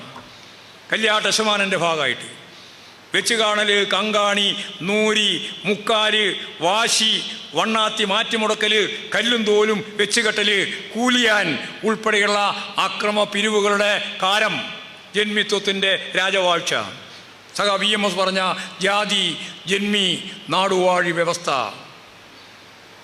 ഇതാണിവൻ്റെ സനാതന ഹിന്ദു ധർമ്മം. ഇതല്ല ധർമ്മം എന്ന് കൃത്യമായിട്ട് ചൂണ്ടിക്കാണിച്ചുകൊണ്ടാണ് EMSൻ്റെ ഏറ്റവും പ്രധാനപ്പെട്ട ഓർഡിനൻസ് 5-ാമത്തെ ദിവസം കഴിഞ്ഞ് 6-ാമത്തെ ദിവസം ആ ഓർഡിനൻസിൽ പറഞ്ഞു, ഇനി ഒരു കുടിയാനെയും ഭൂമിയിൽ നിന്ന് ഒഴിപ്പിക്കരുത്, ഒരു കുടികിടപ്പുകാരനെയും കുടികിടപ്പിൽ നിന്ന് ഒഴിവാക്കരുത്. നിൽക്കാൻ ഒരിടം കിട്ടി. നിൽക്കാൻ ഇടം കിട്ടിയപ്പോഴാണ് മനുഷ്യന് തൻ്റെ ഇടം എന്ന പദത്തിൻ്റെ അർത്ഥം മനസ്സിലായി. നിൽക്കാൻ ഒരിടം, ഇടമില്ലാതെ തൻ്റെ ഇടം ഉണ്ടാവില്ല. ഇത് 1957 ഏപ്രിൽ 11-ാം തീയതിയാണ്. ആ ഇടത്തിൽ നിന്നുകൊണ്ട് വിമോചന സമരമൊക്കെ നടന്നു, പ്രശ്നം വന്നു. എല്ലാ വർഗീയ ജനവിഭാഗങ്ങളും എല്ലാ ജാതീയ വിഭാഗങ്ങളും മന്നത്ത് പത്മനാഭൻ ഉൾപ്പെടെ വിമോചന സമരത്തിൻ്റെ വക്താവായി മാറി എന്നുള്ളതൊക്കെ സത്യം. എല്ലാ വിഭാഗവും ചേർന്നു നമുക്കെതിരായിട്ട്, മഴവിൽ സഖ്യം പോലെ. പക്ഷേ ആ ഇടത്തിൽ നിന്നുകൊണ്ട് കമ്മ്യൂണിസ്റ്റ് പാർട്ടിയും തൊഴിലാളി വർഗ പ്രസ്ഥാനവും വീണ്ടും മുന്നേറി.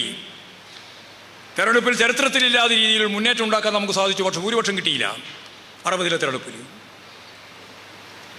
പിന്നീട് 1967 വീണ്ടും 10 കൊല്ലം കഴിഞ്ഞു. 10 കൊല്ലം കഴിഞ്ഞപ്പോൾ വീണ്ടും കമ്മ്യൂണിസ്റ്റ് പാർട്ടിയുടെ നേതാവ് VMS വീണ്ടും അധികാരത്തിൽ വന്നു. അന്ന് സപ്തകക്ഷി മുന്നണിയാണ്, വലിയ മുന്നണിയാണ്, വളരെ വിപുലമായ മുന്നണിയാണ്. 1969 ഒക്ടോബർ 14-ാം തീയതി ഇന്ത്യയുടെ ചരിത്രത്തിലെ ഒരു പുതിയ ദിനമാണ്. അന്നാണ് ഒരു വർഗം തന്നെ ഈ ഭൂമുഖത്തു നിന്ന് ഇല്ലായ്മ ചെയ്യുന്ന, ജന്മിത്വം അവസാനിപ്പിക്കുന്ന കാർഷിക ഭൂപരിഷ്കരണ ഭേദഗതി നിയമം ഗൗരിയമ്മ വയലേറ്റ് ചെയ്ത് കേരള നിയമസഭ ഏകണ്ഠമായി പാസാക്കിയത്, ചർച്ചയെല്ലാം കഴിഞ്ഞതിന് ശേഷം. 1969 ഒക്ടോബർ 14-ന് ഒരു വർഗം തന്നെ കേരളത്തിൽ ഇല്ലാതാവുന്നു, ജന്മി. ഭൂപ്രഭുത്വത്തിൻ്റെ ഭാഗമാണ് ജന്മിത്വം. മുതലാളിത്ത ഭൂപ്രഭുത്വം അവസാനിച്ചിട്ടില്ല, പക്ഷേ ജന്മിത്വം അവസാനിപ്പിക്കാൻ കഴിഞ്ഞു കേരളത്തിൽ. അത് വെറുതെ കഴിഞ്ഞതല്ല. 1969 ഒക്ടോബർ മാസം 14 കഴിഞ്ഞിട്ട് മാസങ്ങൾ കഴിഞ്ഞു, ഡിസംബറായി. അപ്പോഴേക്ക് പുതിയ ഗവൺമെൻറ് വന്നു. നമ്മുടെ ഗവൺമെൻറ് പോയി, ഒരു കുറുമുന്നണി ഗവൺമെൻറ്. ആ ഗവൺമെൻറ് കാർഷിക ഭൂപരിഷ്കരണ നിയമമെന്ന ജന്മിത്വം അവസാനിപ്പിക്കുന്ന നിയമം നടപ്പിലാക്കാൻ തയ്യാറില്ല. കരുണാകരനാണ് അതിൻ്റെ മുൻകൈ. അപ്പോൾ പിന്നെന്താ വഴി? ഇന്ത്യക്ക്, ലോകത്തിന് കേരളത്തിലെ കമ്മ്യൂണിസ്റ്റ് പ്രസ്ഥാനം മാർക്സ് ആൻഡ് ലെനിനിസത്തെ അടിസ്ഥാനപ്പെടുത്തി അതിൻ്റെ പ്രത്യയശാസ്ത്രപരമായ ഉള്ളടക്കത്തിൽ ഒരു പുതിയ മാനം ചേർത്തു. പാർലമെൻ്ററി പ്രവർത്തനത്തിലൂടെ നമുക്ക് അധികാരത്തിൽ വരാനാവും, നിയമം നിർമ്മിക്കാനാവും. ഇടതുപക്ഷം അത് നടപ്പിലാക്കും, വലതുപക്ഷം അത് നടപ്പിലാക്കില്ല. ഇടതുപക്ഷം ഇവിടെ നിയമം പാസാക്കി, പക്ഷേ നടപ്പിലാക്കാൻ തയ്യാറില്ല. അപ്പം എന്താ ചെയ്യുക? അപ്പോൾ ഗവൺമെൻറ്റിൽ നമ്മളില്ല, പ്രതിപക്ഷത്താണ്. അപ്പോഴാണ് സഖാവ് സുന്ദരയ്യ ഉൾപ്പെടെ രാഷ്ട്രീയ ഇന്ത്യ മുഴുവൻ തിരുവനന്തപുരത്ത് വന്ന് EMS ഉൾപ്പെടെയുള്ള നേതാക്കളുമായി, VS ഉൾപ്പെടെയുള്ള നേതാക്കന്മാരുമായി, അന്ന് CH കണാരനുണ്ട്, അഴീക്കോടൻ രാഘവനുണ്ട്, EK നായനാരുണ്ട്, ഇവരെല്ലാം ഉണ്ട്. ഇവരെല്ലാം ചേർന്ന് ഒരു കാര്യം തീരുമാനിച്ചു. AKE ആണ് അതിൻ്റെ മുമ്പിൽ. അത് പാർലമെൻ്ററി വ്യവസ്ഥയുടെ ഭാഗമായിട്ട് നിയമനിർമ്മാണം, പാർലമെൻറ്റേതര മാർഗത്തെ അടിസ്ഥാനപ്പെടുത്തി പ്രക്ഷോഭങ്ങളിലൂടെ, പോരാട്ടങ്ങളിലൂടെ അത് പ്രാവർത്തികമാക്കൽ. പ്രത്യയശാസ്ത്രപരമായിട്ടുള്ളൊരു പുതിയ കാഴ്ചപ്പാടാണ്. മാർക്സ് ആൻഡ് ലെനിനിസം എങ്ങനെയാണ് മൂർത്തമായിട്ട് പ്രയോഗിക്കേണ്ടത് എന്നതിൻ്റെ ഇന്ത്യയിലെ കമ്മ്യൂണിസ്റ്റ് പ്രസ്ഥാനത്തിൻ്റെ സംഭാവന കൃത്യമായിട്ട് പറഞ്ഞു. പാർലമെൻ്ററി വ്യവസ്ഥയനുസരിച്ച് രൂപപ്പെടുത്തിയ ഈ നിയമം നിങ്ങൾ നടപ്പിലാക്കാൻ തയ്യാറില്ല. അപ്പോൾ തീരുമാനിച്ചു, അങ്ങനെയാണെങ്കിൽ 1969 ഡിസംബർ 14, കൃത്യം 2 മാസം. ഒക്ടോബർ കഴിഞ്ഞ് ഡിസംബർ 14 ആലപ്പുഴയിലെ അറവുകാട് മൈതാനത്തിൽ വലിയ സമ്മേളനം. 5 ലക്ഷത്തിലധികം ആളുകൾ പങ്കെടുത്ത കർഷക തൊഴിലാളി സമ്മേളനം. സുന്ദരയ്യ ഉൾപ്പെടെ മുഴുവൻ നേതാക്കളും എത്തിയിരിക്കുന്നു. AKG ആണ് സമരപ്രഖ്യാപന പ്രസംഗം നടത്തുന്നത്. വളരെ ലളിതമായ പ്രസംഗം ഇങ്ങനെയാണ്: 1969 ഒക്ടോബർ 14 കാർഷിക ഭൂവൽക്കരണ ഭേദഗതി നിയമം പാസ്സായിരിക്കുന്നു. ഈ ഗവൺമെൻറ് അത് നടപ്പിലാക്കാൻ തയ്യാറില്ല. അടുത്തതാണ്, നിങ്ങൾ നടപ്പിലാക്കാൻ തയ്യാറായാലും ഇല്ലെങ്കിലും, അതാണ് വളരെ പ്രധാനപ്പെട്ട പ്രയോഗം. നടപ്പിലാക്കാൻ തയ്യാറായാലും ഇല്ലെങ്കിലും 1970 ജനുവരി മാസം 1, ഇത് 14-ാം തീയതിയാണ്, ഡിസംബർ 14-നാണ്. 1970 ജനുവരി മാസം 1 അന്ന് ഈ നിയമം നടപ്പിലായതായി ഞങ്ങളിതാ പ്രഖ്യാപിക്കുന്നു. അത്രയേ അവിടെ പറഞ്ഞിട്ടുള്ളൂ. സമ്മേളനം പിരിഞ്ഞു, എല്ലാവരും നാട്ടിലേക്ക് പോയി. 1970 ജനുവരി മാസം 1 പുലരുന്നു. മുഴുവൻ കമ്മ്യൂണിസ്റ്റുകാരും കർഷക തൊഴിലാളി പ്രസ്ഥാനത്തിൻ്റെ പ്രവർത്തകരും കർഷക പ്രസ്ഥാനത്തിൻ്റെ നേതാക്കന്മാരും പ്രവർത്തകരും എല്ലാം 1-ാം തീയതി പുലരുമ്പോൾ എല്ലാം ഫീൽഡിലാണ്. എല്ലാ കുടികിടപ്പും വളച്ചു കെട്ടി. എല്ലാ പാവപ്പെട്ട മനുഷ്യൻ്റെയും ഭൂമി സ്വന്തമാക്കി. വലിയ പോരാട്ടമായിരുന്നു, സമരമായിരുന്നു. ആലപ്പുഴയിലെ ഭാർഗവി ഉൾപ്പെടെയുള്ള സ്ത്രീ സഖാവ് ഉൾപ്പെടെ 18 സഖാക്കൾ രക്തസാക്ഷികളായി. ഒരറ്റം മുതൽ മറ്റൊരറ്റം വരെ കേരളത്തിൽ ഉജ്ജ്വലമായ പോരാട്ടവും സമരവും AKG ഉൾപ്പെടെയുള്ള നേതൃത്വം മുഴുവൻ രംഗത്ത്. ആ പോരാട്ടത്തിൻ്റെ ഭാഗമായിട്ട് ത്യാഗപൂർണമായ പോരാട്ടമാണ് നടന്നതെങ്കിലും തുടർന്ന് മിച്ചഭൂമിക്ക് വേണ്ടിയുള്ള സമരം, ആയിരക്കണക്കിന് ആളുകൾ ജയിലിലേക്ക്, വലിയ പീഡനം. CRP അന്നാണ് കേരളത്തിലേക്ക് വന്നത് വലിയ വടിയുമായിട്ട്. ആയിരക്കണക്കിന് സഖാക്കൾക്ക് മൃഗീയമായിട്ടുള്ള മർദ്ദന സംവിധാനത്തിൽ വിധേയപ്പെട്ടു, ജയിലിലേക്ക് കൊണ്ടുപോയി. സഖാക്കളെ ഇതെല്ലാം കഴിഞ്ഞ് തിരിച്ചു നോക്കിയപ്പോൾ ഈ പ്രക്ഷോഭത്തിൻ്റെയും സമരത്തിൻ്റെയും ഭാഗമായി കേരളം ഒരു പുതിയ ഉൽപാദന വിതരണ ഘടനയുടെ ഭാഗമായിട്ടുള്ള ഒരു സമ്പദ് വ്യവസ്ഥയ്ക്ക് രൂപം നൽകുന്ന ചിത്രത്തിലേക്ക് എത്തി. എങ്ങനെയാ? അന്ന് വരെ ഒന്നുമില്ലാതിരുന്ന 36 ലക്ഷം കുടുംബങ്ങൾക്ക് സ്വന്തമായി 5 സെൻറ്റ് മുതൽ 15 ഏക്കർ വരെ ഭൂമി കിട്ടി. ഭൂരിപക്ഷം കുടുംബങ്ങൾക്ക് കേരളത്തിൽ. ഈ കേരളം ഇന്നത്തെ കേരളമായത് അതുകൊണ്ടാണ്. ഇന്നത്തെ കേരളമായി രൂപപ്പെട്ടതിൻ്റെ പശ്ചാത്തലം അതാണ്. കേരളം ആ രീതിയിൽ മുന്നോട്ടേക്ക് വന്നു. പിന്നീട് ഗവൺമെൻറ് വന്നു, നായരുടെ ഗവൺമെൻറ് വന്നു, അതുപോലെ തന്നെ VS-ൻ്റെ ഗവൺമെൻറ് വന്നു, പിണറായി ഗവൺമെൻറ് വന്നു, അതിന് 2-ാം ടേം വന്നു. ഇതാ ഇപ്പം നമ്മുടെ മുമ്പിലുള്ള വർത്തമാന കേരളം. അവിടെ എങ്ങനെയാണ് പിന്നീട് മാറ്റങ്ങൾ ഉണ്ടായത്? ജനകീയാസൂത്രണ പ്രസ്ഥാനം, ജനകീയാസൂത്രണത്തിൻ്റെ തുടർച്ചയായിട്ട് വന്ന കുടുംബശ്രീ പ്രസ്ഥാനം, സാക്ഷരതാ പ്രസ്ഥാനം, നായനാർ തന്നെ പാവപ്പെട്ട കർഷക തൊഴിലാളികൾക്ക് പെൻഷൻ പ്രഖ്യാപിക്കുന്ന അവസ്ഥ, ക്ഷേമ പെൻഷൻ, ഇതെല്ലാം കൂടി ചേർന്ന് വന്നപ്പോൾ ഈ കേരളത്തെ ഇനി എങ്ങനെ മുന്നോട്ടേക്ക് നയിക്കണമെന്നുള്ള കാര്യമാണല്ലോ നമ്മളിപ്പോഴാലോചിച്ചത്. കഴിഞ്ഞ 23-ാം പാർട്ടി കോൺഗ്രസിൻ്റെ സംസ്ഥാന സമ്മേളനം ചേർന്നപ്പോൾ ആ സംസ്ഥാന സമ്മേളനം കൃത്യമായിട്ട് പറഞ്ഞു, നവകേരളം ആകാശത്ത് നിന്ന് വന്നതല്ല, ഈ പശ്ചാത്തലത്തിൽ നിന്ന് ഉദയം ചെയ്തതാണ് സംസ്ഥാനത്ത് രൂപപ്പെട്ടു വന്ന പുതിയ കേരളം, നവകേരളം. നവകേരളം എന്നുള്ളത് കേവലമായ ഒരു സങ്കല്പമല്ല, എങ്ങനെ നമുക്ക് പ്രായോഗികമാക്കാം. നവകേരളത്തിൻ്റെ ഭാഗമായിട്ട് കേരളത്തിൽ കൃത്യമായിട്ട് അജണ്ട വെച്ച് പ്ലാൻ ചെയ്ത ഓരോന്നും മുമ്പോട്ടേക്ക് പോയിക്കൊണ്ടിരിക്കുകയാണ്. അപ്പോഴാണ് UDF-ഉം BJP-യും കേന്ദ്ര ഗവൺമെൻറ്റും നമുക്കെതിരായി കൃത്യമായ അജണ്ട പ്ലാൻ ചെയ്ത് ഉപരോധം, സാമ്പത്തിക ഉപരോധം. നമുക്ക് പണം തരില്ല, കേരളത്തിൻ്റെ പദ്ധതിക്ക് ആവശ്യമായ പണമില്ല, നമ്മുടെ വിഹിതം നമുക്ക് തരുന്നില്ല. കഴിഞ്ഞ കൊല്ലം തന്നെ 57,000 കോടി തന്നില്ല. 7,000 കോടി ഉറുപ്പിക നമുക്ക് കേന്ദ്ര സംസ്ഥാന ഗവൺമെൻറ്റിൻ്റെ ഭാഗമായിട്ട് തരേണ്ടിയിരുന്ന ഗ്രാൻറ്റും തന്നില്ല. 1,68,000 കോടി ഉറുപ്പികയുടെ കുറവുണ്ടായി കേരളത്തിന് തരേണ്ടതിൽ നിന്ന്. 1,08,000 കോടി ഉറുപ്പിക കടം വാങ്ങാമായിരുന്നത് കടം വാങ്ങാൻ നമ്മൾ അനുവദിച്ചില്ല, വരിഞ്ഞു മുറുക്കുകയാണ്. ഈ സാഹചര്യത്തിൽ നമുക്ക് എങ്ങനെയാണ് നവകേരളം സൃഷ്ടിക്കാനാവുക? പാവപ്പെട്ട ആളുകൾക്ക് കൊടുത്തുകൊണ്ടിരിക്കുന്ന 62 ലക്ഷം ആളുകൾ കൊടുത്തുകൊണ്ടിരിക്കുന്ന പെൻഷൻ പോലും കൊടുക്കാൻ സാധിക്കാത്ത സാഹചര്യം. നിരവധിയായ പാവപ്പെട്ടവർക്ക് പ്രഖ്യാപിച്ച ആനുകൂല്യങ്ങൾ കൊടുക്കാൻ കഴിയുന്നില്ല. വീട്ടമ്മമാർക്ക് പെൻഷൻ കൊടുക്കാൻ തീരുമാനിച്ചിരുന്നു, കൊടുക്കാൻ സാധിക്കുന്നില്ല. ക്ഷേമ പെൻഷനുകൾ 2500 വർദ്ധിപ്പിക്കുമെന്ന് തീരുമാനിച്ചിരുന്നു, വർദ്ധിപ്പിക്കാൻ കഴിയുന്നില്ല. പാവപ്പെട്ട ആശാവർക്കർമാർ ഉൾപ്പെടെയുള്ള അംഗൻവാടിക്കാർ ഉൾപ്പെടെയുള്ളവർക്കൊന്നും നമ്മൾ അന്ന് പ്രഖ്യാപിച്ച കാര്യങ്ങൾ പൂർണ്ണമായിട്ട് ചെയ്തു തീർക്കാൻ സാധിക്കുന്നില്ല. പ്രശ്നമാണ്. പാർലമെന്റ് തെരഞ്ഞെടുപ്പ് കഴിഞ്ഞപ്പോൾ കൃത്യമായിട്ട് കേരളത്തിലെ മുഖ്യമന്ത്രി റൂൾ 300 അനുസരിച്ച് നിയമസഭയിൽ പറഞ്ഞു, ഞങ്ങൾ ഇനി കൈകാര്യം ചെയ്യാൻ പോകുന്നത് ക്രമമനുസരിച്ചാണ്. എന്താ ക്രമം? വർഗപരമായ ക്രമമാണ്. ഏറ്റവും പിന്നണിയിൽ നിൽക്കുന്ന പാവപ്പെട്ട മനുഷ്യരുടെ ആനുകൂല്യങ്ങൾ ഓരോന്നോരോന്നായി കൊടുത്തു തീർക്കുക, പെൻഷൻ ഉൾപ്പെടെ കൊടുത്തു തീർക്കാൻ വേണ്ടിയുള്ള തീരുമാനമാണ് എടുത്തത്. അതിന് കൃത്യമായിട്ട് ക്രമം വെച്ചു, എങ്ങനെ കൊടുക്കണം. ഈ രീതിയിൽ കേരളത്തിലെ ഇടതുപക്ഷ ജനാധിപത്യ മുന്നണി സാമ്പത്തിക പിരിമുറുക്കത്തിൻ്റെ ഭാഗമായിട്ടും ട്രഷറി പൂട്ടാതെ പോകുന്നത് ഏതാണ്ട് 60% കൂടുതൽ വരുമാനമുണ്ടാക്കാൻ നടത്തിയ മാനേജ്മെൻറ്റ് സംവിധാനത്തിൻ്റെ ഭാഗമായിട്ടാണ്. ഇല്ലെങ്കിൽ പണ്ടേ പൂട്ടിയിട്ടുണ്ടാവും. അതാണ് നമ്മൾ ചെയ്തുകൊണ്ടിരുന്നത്, ഗവൺമെൻറ് ചെയ്തുകൊണ്ടിരുന്നത്. ഞാനതിൻ്റെ വിശദീകരണത്തിലേക്ക് കടക്കുന്നില്ല. ഇങ്ങനെ കേരളം ഒരു പുതിയ തലത്തിലേക്ക് പോവുകയാണ്.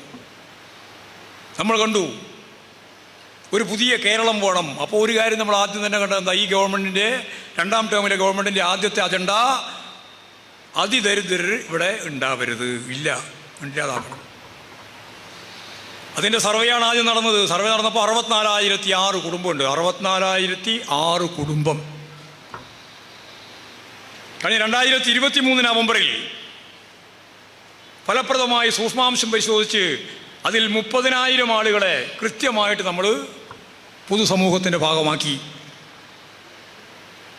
ഇനിയും വരുന്ന കൊല്ലം 2025 നവംബർ 1 ഈ കേരളത്തിൽ ഇന്ത്യയുടെ ചരിത്രത്തിൽ ആദ്യമായി അതിദരിദ്രരില്ലാത്ത ഒരു കേരളമാണ് ഈ കേരളമെന്ന് പ്രഖ്യാപിക്കാൻ കഴിയുന്ന ആദ്യത്തെ സംസ്ഥാനമായി കേരളം മാറാൻ പോകുന്നു എന്നുള്ളതാണ് ചരിത്രത്തിലെ ഏറ്റവും പ്രധാനപ്പെട്ട കാര്യം.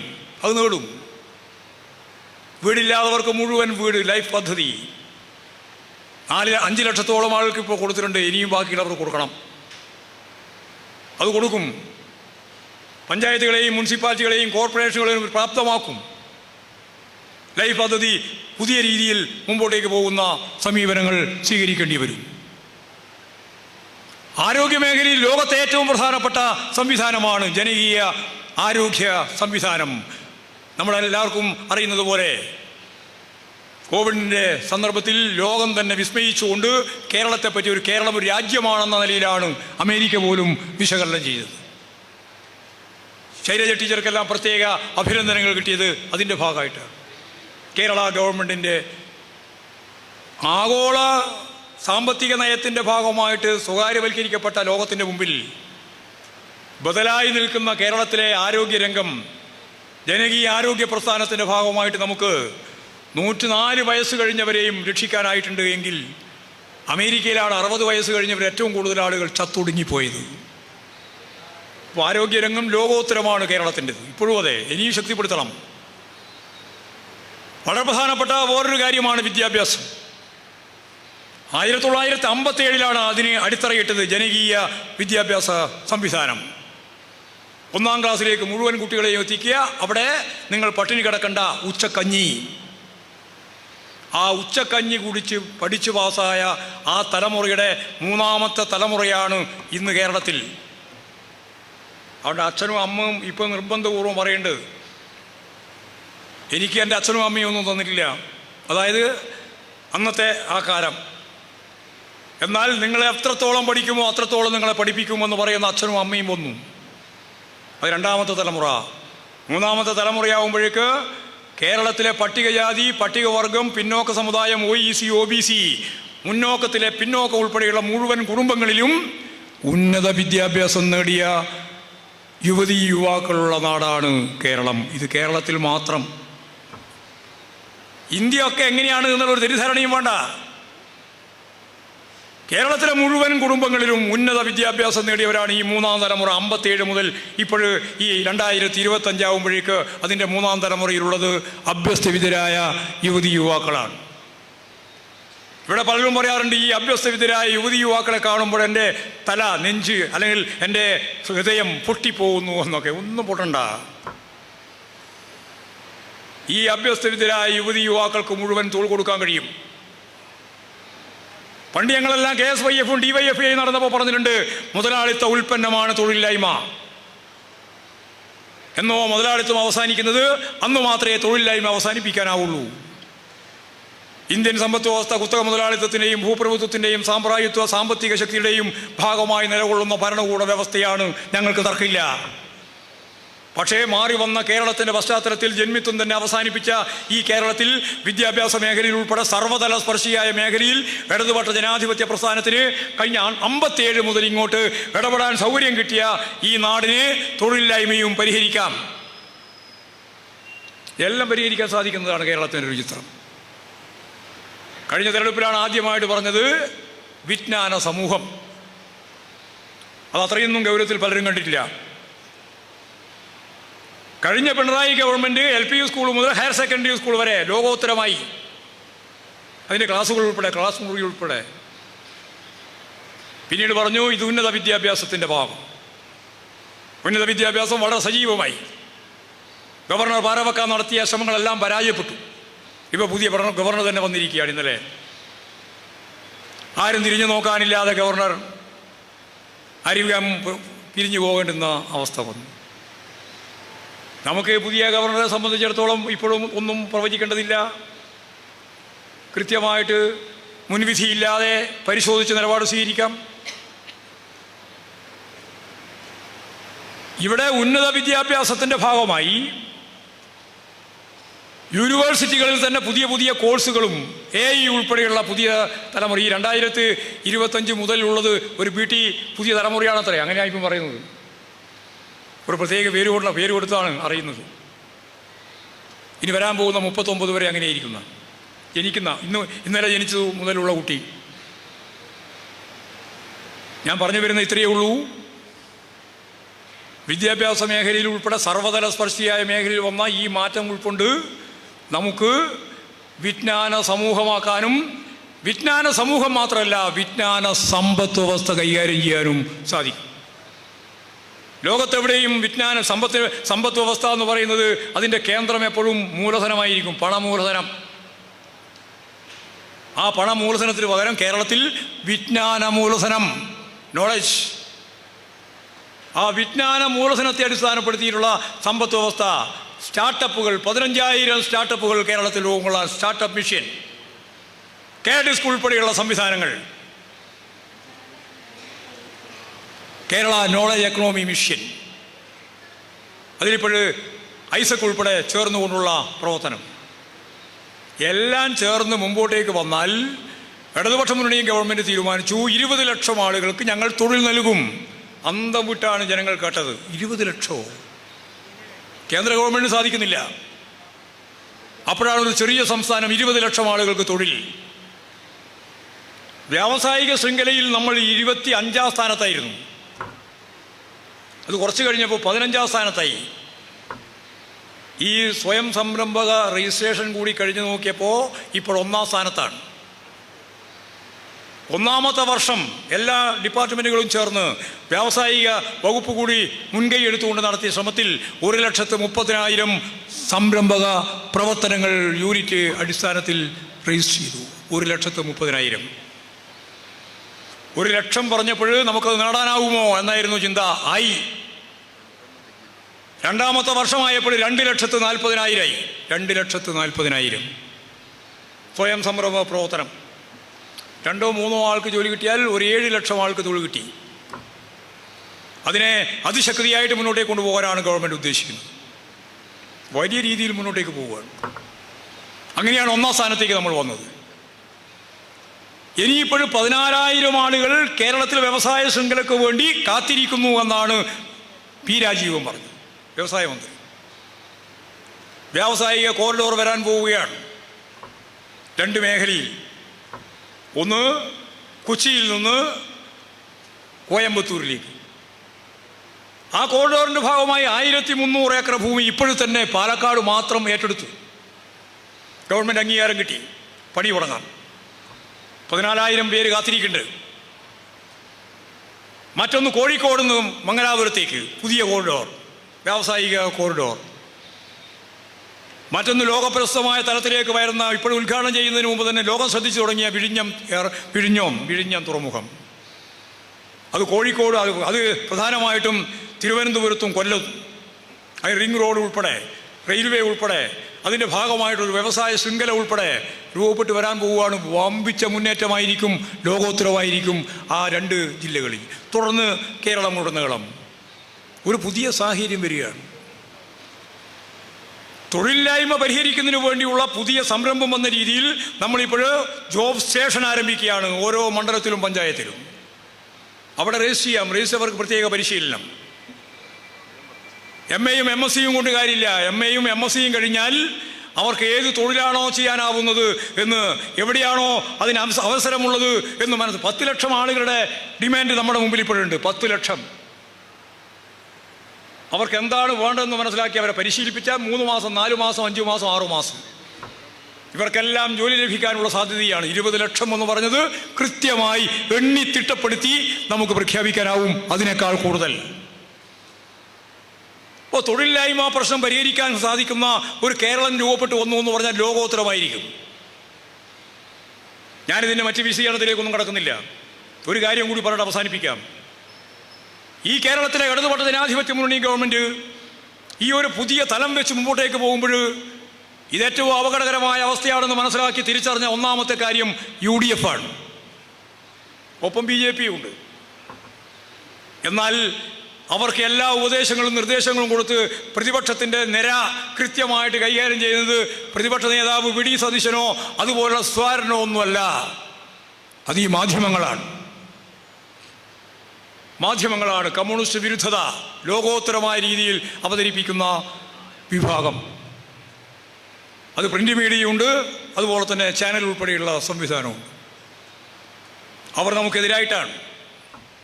ഇവിടെ ഇതെല്ലാം വെച്ച് നിർത്തി നമ്മളെല്ലാം പ്രസംഗിപ്പെടുക്കുന്നത്. ഒരൊറ്റ ഒരു വാർത്താനം നാളെ വരൂല. ഞാനിപ്പോൾ പ്രസംഗിച്ചു, ഞാൻ ഉദ്ഘാടനം ചെയ്തു എന്ന് മാത്രമേ നാളത്തെ പ്രസംഗത്തിലുണ്ടാവുള്ളൂ. അല്ലെങ്കിൽ ചെറിയ വരി ഏതെങ്കിലും പത്രത്തിലുണ്ടാവും, ചിലപ്പോൾ മറ്റൊന്നും ഉണ്ടാവില്ല. അവരെന്തിനാണ് അവിടെ വെച്ചിരിക്കുന്നത്? എന്തെങ്കിലും പാർട്ടി വിരുദ്ധമായ അടയാളപ്പെടുത്തലിന് പറ്റുന്ന വല്ല പ്രസംഗവും നടത്തുന്നുണ്ടോ നോക്കാനാണ്. അതാണ് അവിടെ വിജയരാഘവൻ പ്രസംഗിച്ച പ്രസംഗവുമായി ബന്ധപ്പെട്ട് വലിയ വാർത്ത. പിന്നെ പാലക്കാട് മലപ്പുറം ഞാൻ ഇന്നലെ പോയപ്പോൾ അവിടെ അവരെഴുതി വെച്ചിരിക്കുകയാണ് മാപ്ര എന്ന പ്രയോഗം. എന്നോട് ചോദിച്ചു പത്രക്കാർ, മാപ്ര എന്ന് പറഞ്ഞാൽ ഞാൻ പറഞ്ഞു എനിക്ക് അറിയുന്ന പ്രയോഗമല്ല. അല്ല, ഞാൻ അവരോട് ചോദിച്ചു അവർ നിങ്ങളുടെ എന്താണെന്ന്. എനിക്കും അറിയില്ല. പിന്നെ എന്താ പ്രശ്നം? അവർക്കും അറിയില്ലെങ്കിൽ പിന്നെ പ്രശ്നത്തിൻ്റെ പ്രശ്നമില്ലല്ലോ. അപ്പോൾ ഞാൻ പറഞ്ഞു മാപ്ര എന്നുള്ളത് കൊണ്ട് ഞാൻ ഊഹിക്കുന്നത് മാധ്യമ പ്രവർത്തകർ എന്നായിരിക്കും. അതാണ് പറഞ്ഞത്. അത് ശരിയാണോ തെറ്റാണോ എന്ന് ചോദിച്ചു. ഞാൻ പറഞ്ഞു മഹത്തരമായ ഒരു ജോലിയാണ്. ഈ പറയുന്ന മാധ്യമ പ്രവർത്തനം എന്ന് പറയുന്നത് മഹത്തരമായ ഒരു ജോലിയാണ് എന്ന് ഞാൻ ഇന്നലെ അവിടെ പറഞ്ഞു വെച്ചു. അത് വെച്ച് വലിയ വാർത്ത ഉണ്ടാക്കാൻ നോക്കുകയാണ്. ഓരോ ഘട്ടത്തിലും ഇങ്ങനെയാണ്. പണ്ട് സൊലയെന്നല്ല പറയാ. എന്താ സൊലയെന്ന് പറഞ്ഞാൽ ഇപ്പം ആരും അത് കാണുന്നില്ല, എഴുതുന്നില്ല. ഞാനൊക്കെ ചെറുതായിരിക്കുമ്പോൾ കണ്ട ഒരു പ്രധാനപ്പെട്ടതാണ്. ഏത് വാർത്തയുടെയും അടിയിൽ എന്നാൽ സൊലയെന്ന് പറഞ്ഞാൽ സ്വന്തം ലേഖകൻ എന്നാണ്. ഇപ്പോൾ മാപ്ര എന്ന് പറഞ്ഞാൽ എന്താ അർത്ഥം? ഇപ്പം എനിക്ക് മനസ്സിലായി. ഇന്നലെ അത് കൃത്യമായിട്ട് എനിക്ക് മനസ്സിലായി. മാപ്ര എന്ന് പറഞ്ഞാൽ മാധ്യമ പ്രവർത്തകർ. അതിനെന്താ കുഴപ്പം? അപ്പം ഞാൻ ന്യായീകരിക്കുന്നതിന് എന്താ പ്രശ്നം? അശ്ലീലൊന്നുമില്ലല്ലോ. ഉണ്ട്, അതിലുണ്ടോ? മാധ്യമ പ്രവർത്തകർ എന്ന് പറഞ്ഞാൽ അശ്ലീല ഉണ്ടെങ്കിൽ മാറ്റാം. അപ്പോൾ വിജയരാഘവൻ ഇങ്ങനെ പ്രസംഗിച്ച് കളഞ്ഞു. അതിനെപ്പറ്റി വലിയ സമ്മേളനത്തിൽ ഒരു ചർച്ചയുണ്ടായിട്ടില്ല. ഒരാളും പറഞ്ഞിട്ടില്ല നന്നായി എന്നാണ് ചർച്ച. അത് നിങ്ങൾ മനസ്സിലായിക്കോ. നന്നായി എന്നാണ് ചർച്ച. മുമ്പ് ജമാഅത്തെ ഇസ്ലാമിയെ സംബന്ധിച്ച് പറഞ്ഞപ്പോഴും ഇതേപോലെ തന്നെയാണ്. തൃശ്ശൂർ നിങ്ങൾ ജയിച്ചു BJP. ആരാ ജയിപ്പിച്ചത്? കോൺഗ്രസ് ആണ്. 86,000 വോട്ട് കോൺഗ്രസിൻ്റെ വോട്ടാണ് കുറഞ്ഞത്.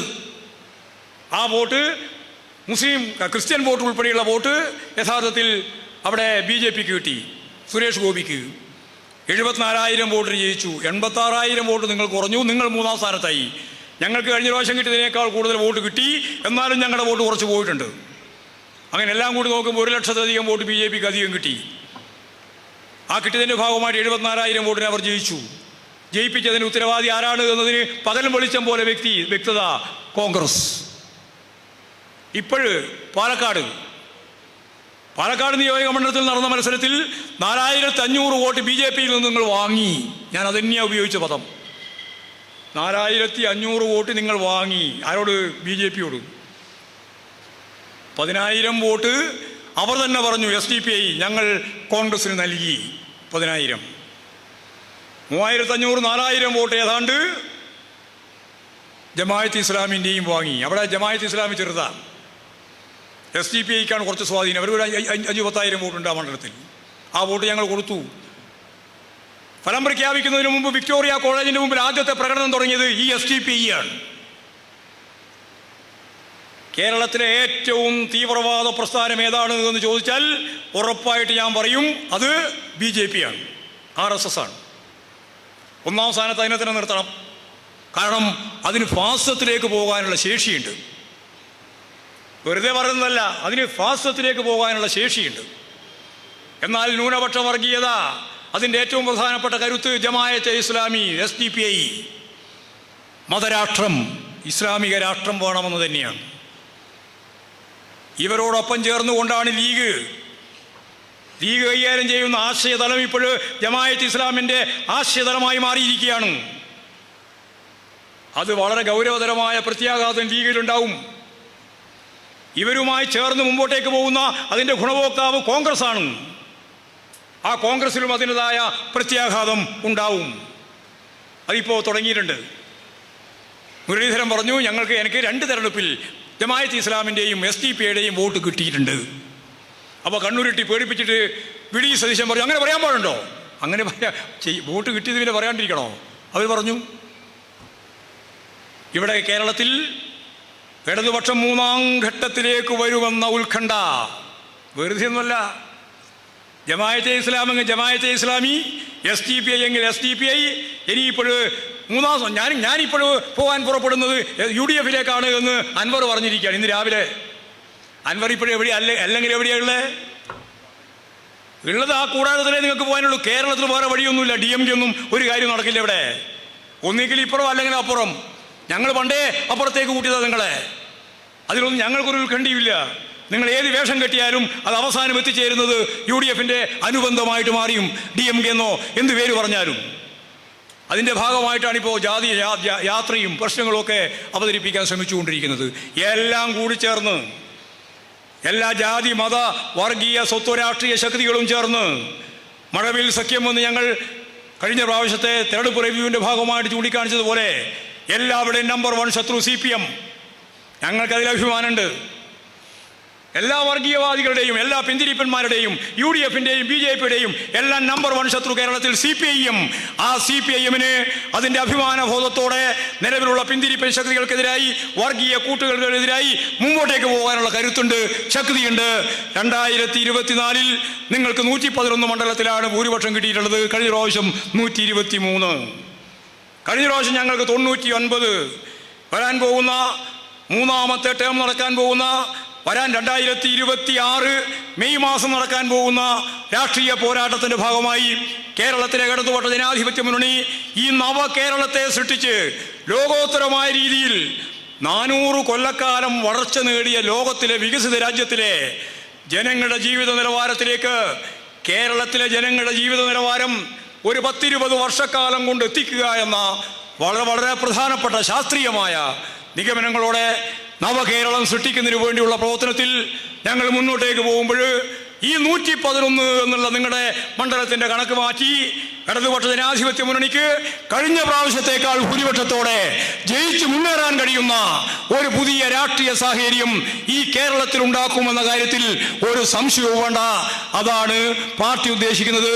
അതാണ് കഴിഞ്ഞ സമ്മേളനം ചൂണ്ടിക്കാണിച്ചത്. ഈ സമ്മേളനം ഇതിനെ കൂടുതൽ മെച്ചപ്പെടുത്തി മുമ്പോട്ടേക്ക് പോകുന്നതിനുള്ള പാർട്ടി സംവിധാനത്തെ, പാർട്ടി ശരീരത്തെ രൂപപ്പെടുത്തുക, അതിനാവശ്യമായ നിലപാടുകൾ സ്വീകരിച്ച് മുമ്പോട്ടേക്ക് പോവുക, എല്ലാ മാധ്യമ ശൃംഖലയുടെയും കടന്നാക്രമങ്ങളെ അതിജീവിച്ച് നമുക്ക് മുന്നോട്ടേക്ക് പോകാനാവണം എന്ന് മാത്രം ചൂണ്ടിക്കാണിച്ചുകൊണ്ട് ഈ സമ്മേളനം ഔപചാരികമായി ഉദ്ഘാടനം ചെയ്തതായിട്ട് അറിയിച്ചുകൊണ്ട് ഞാൻ എൻ്റെ വാക്കുകൾ ഉപസംഹരിക്കുക.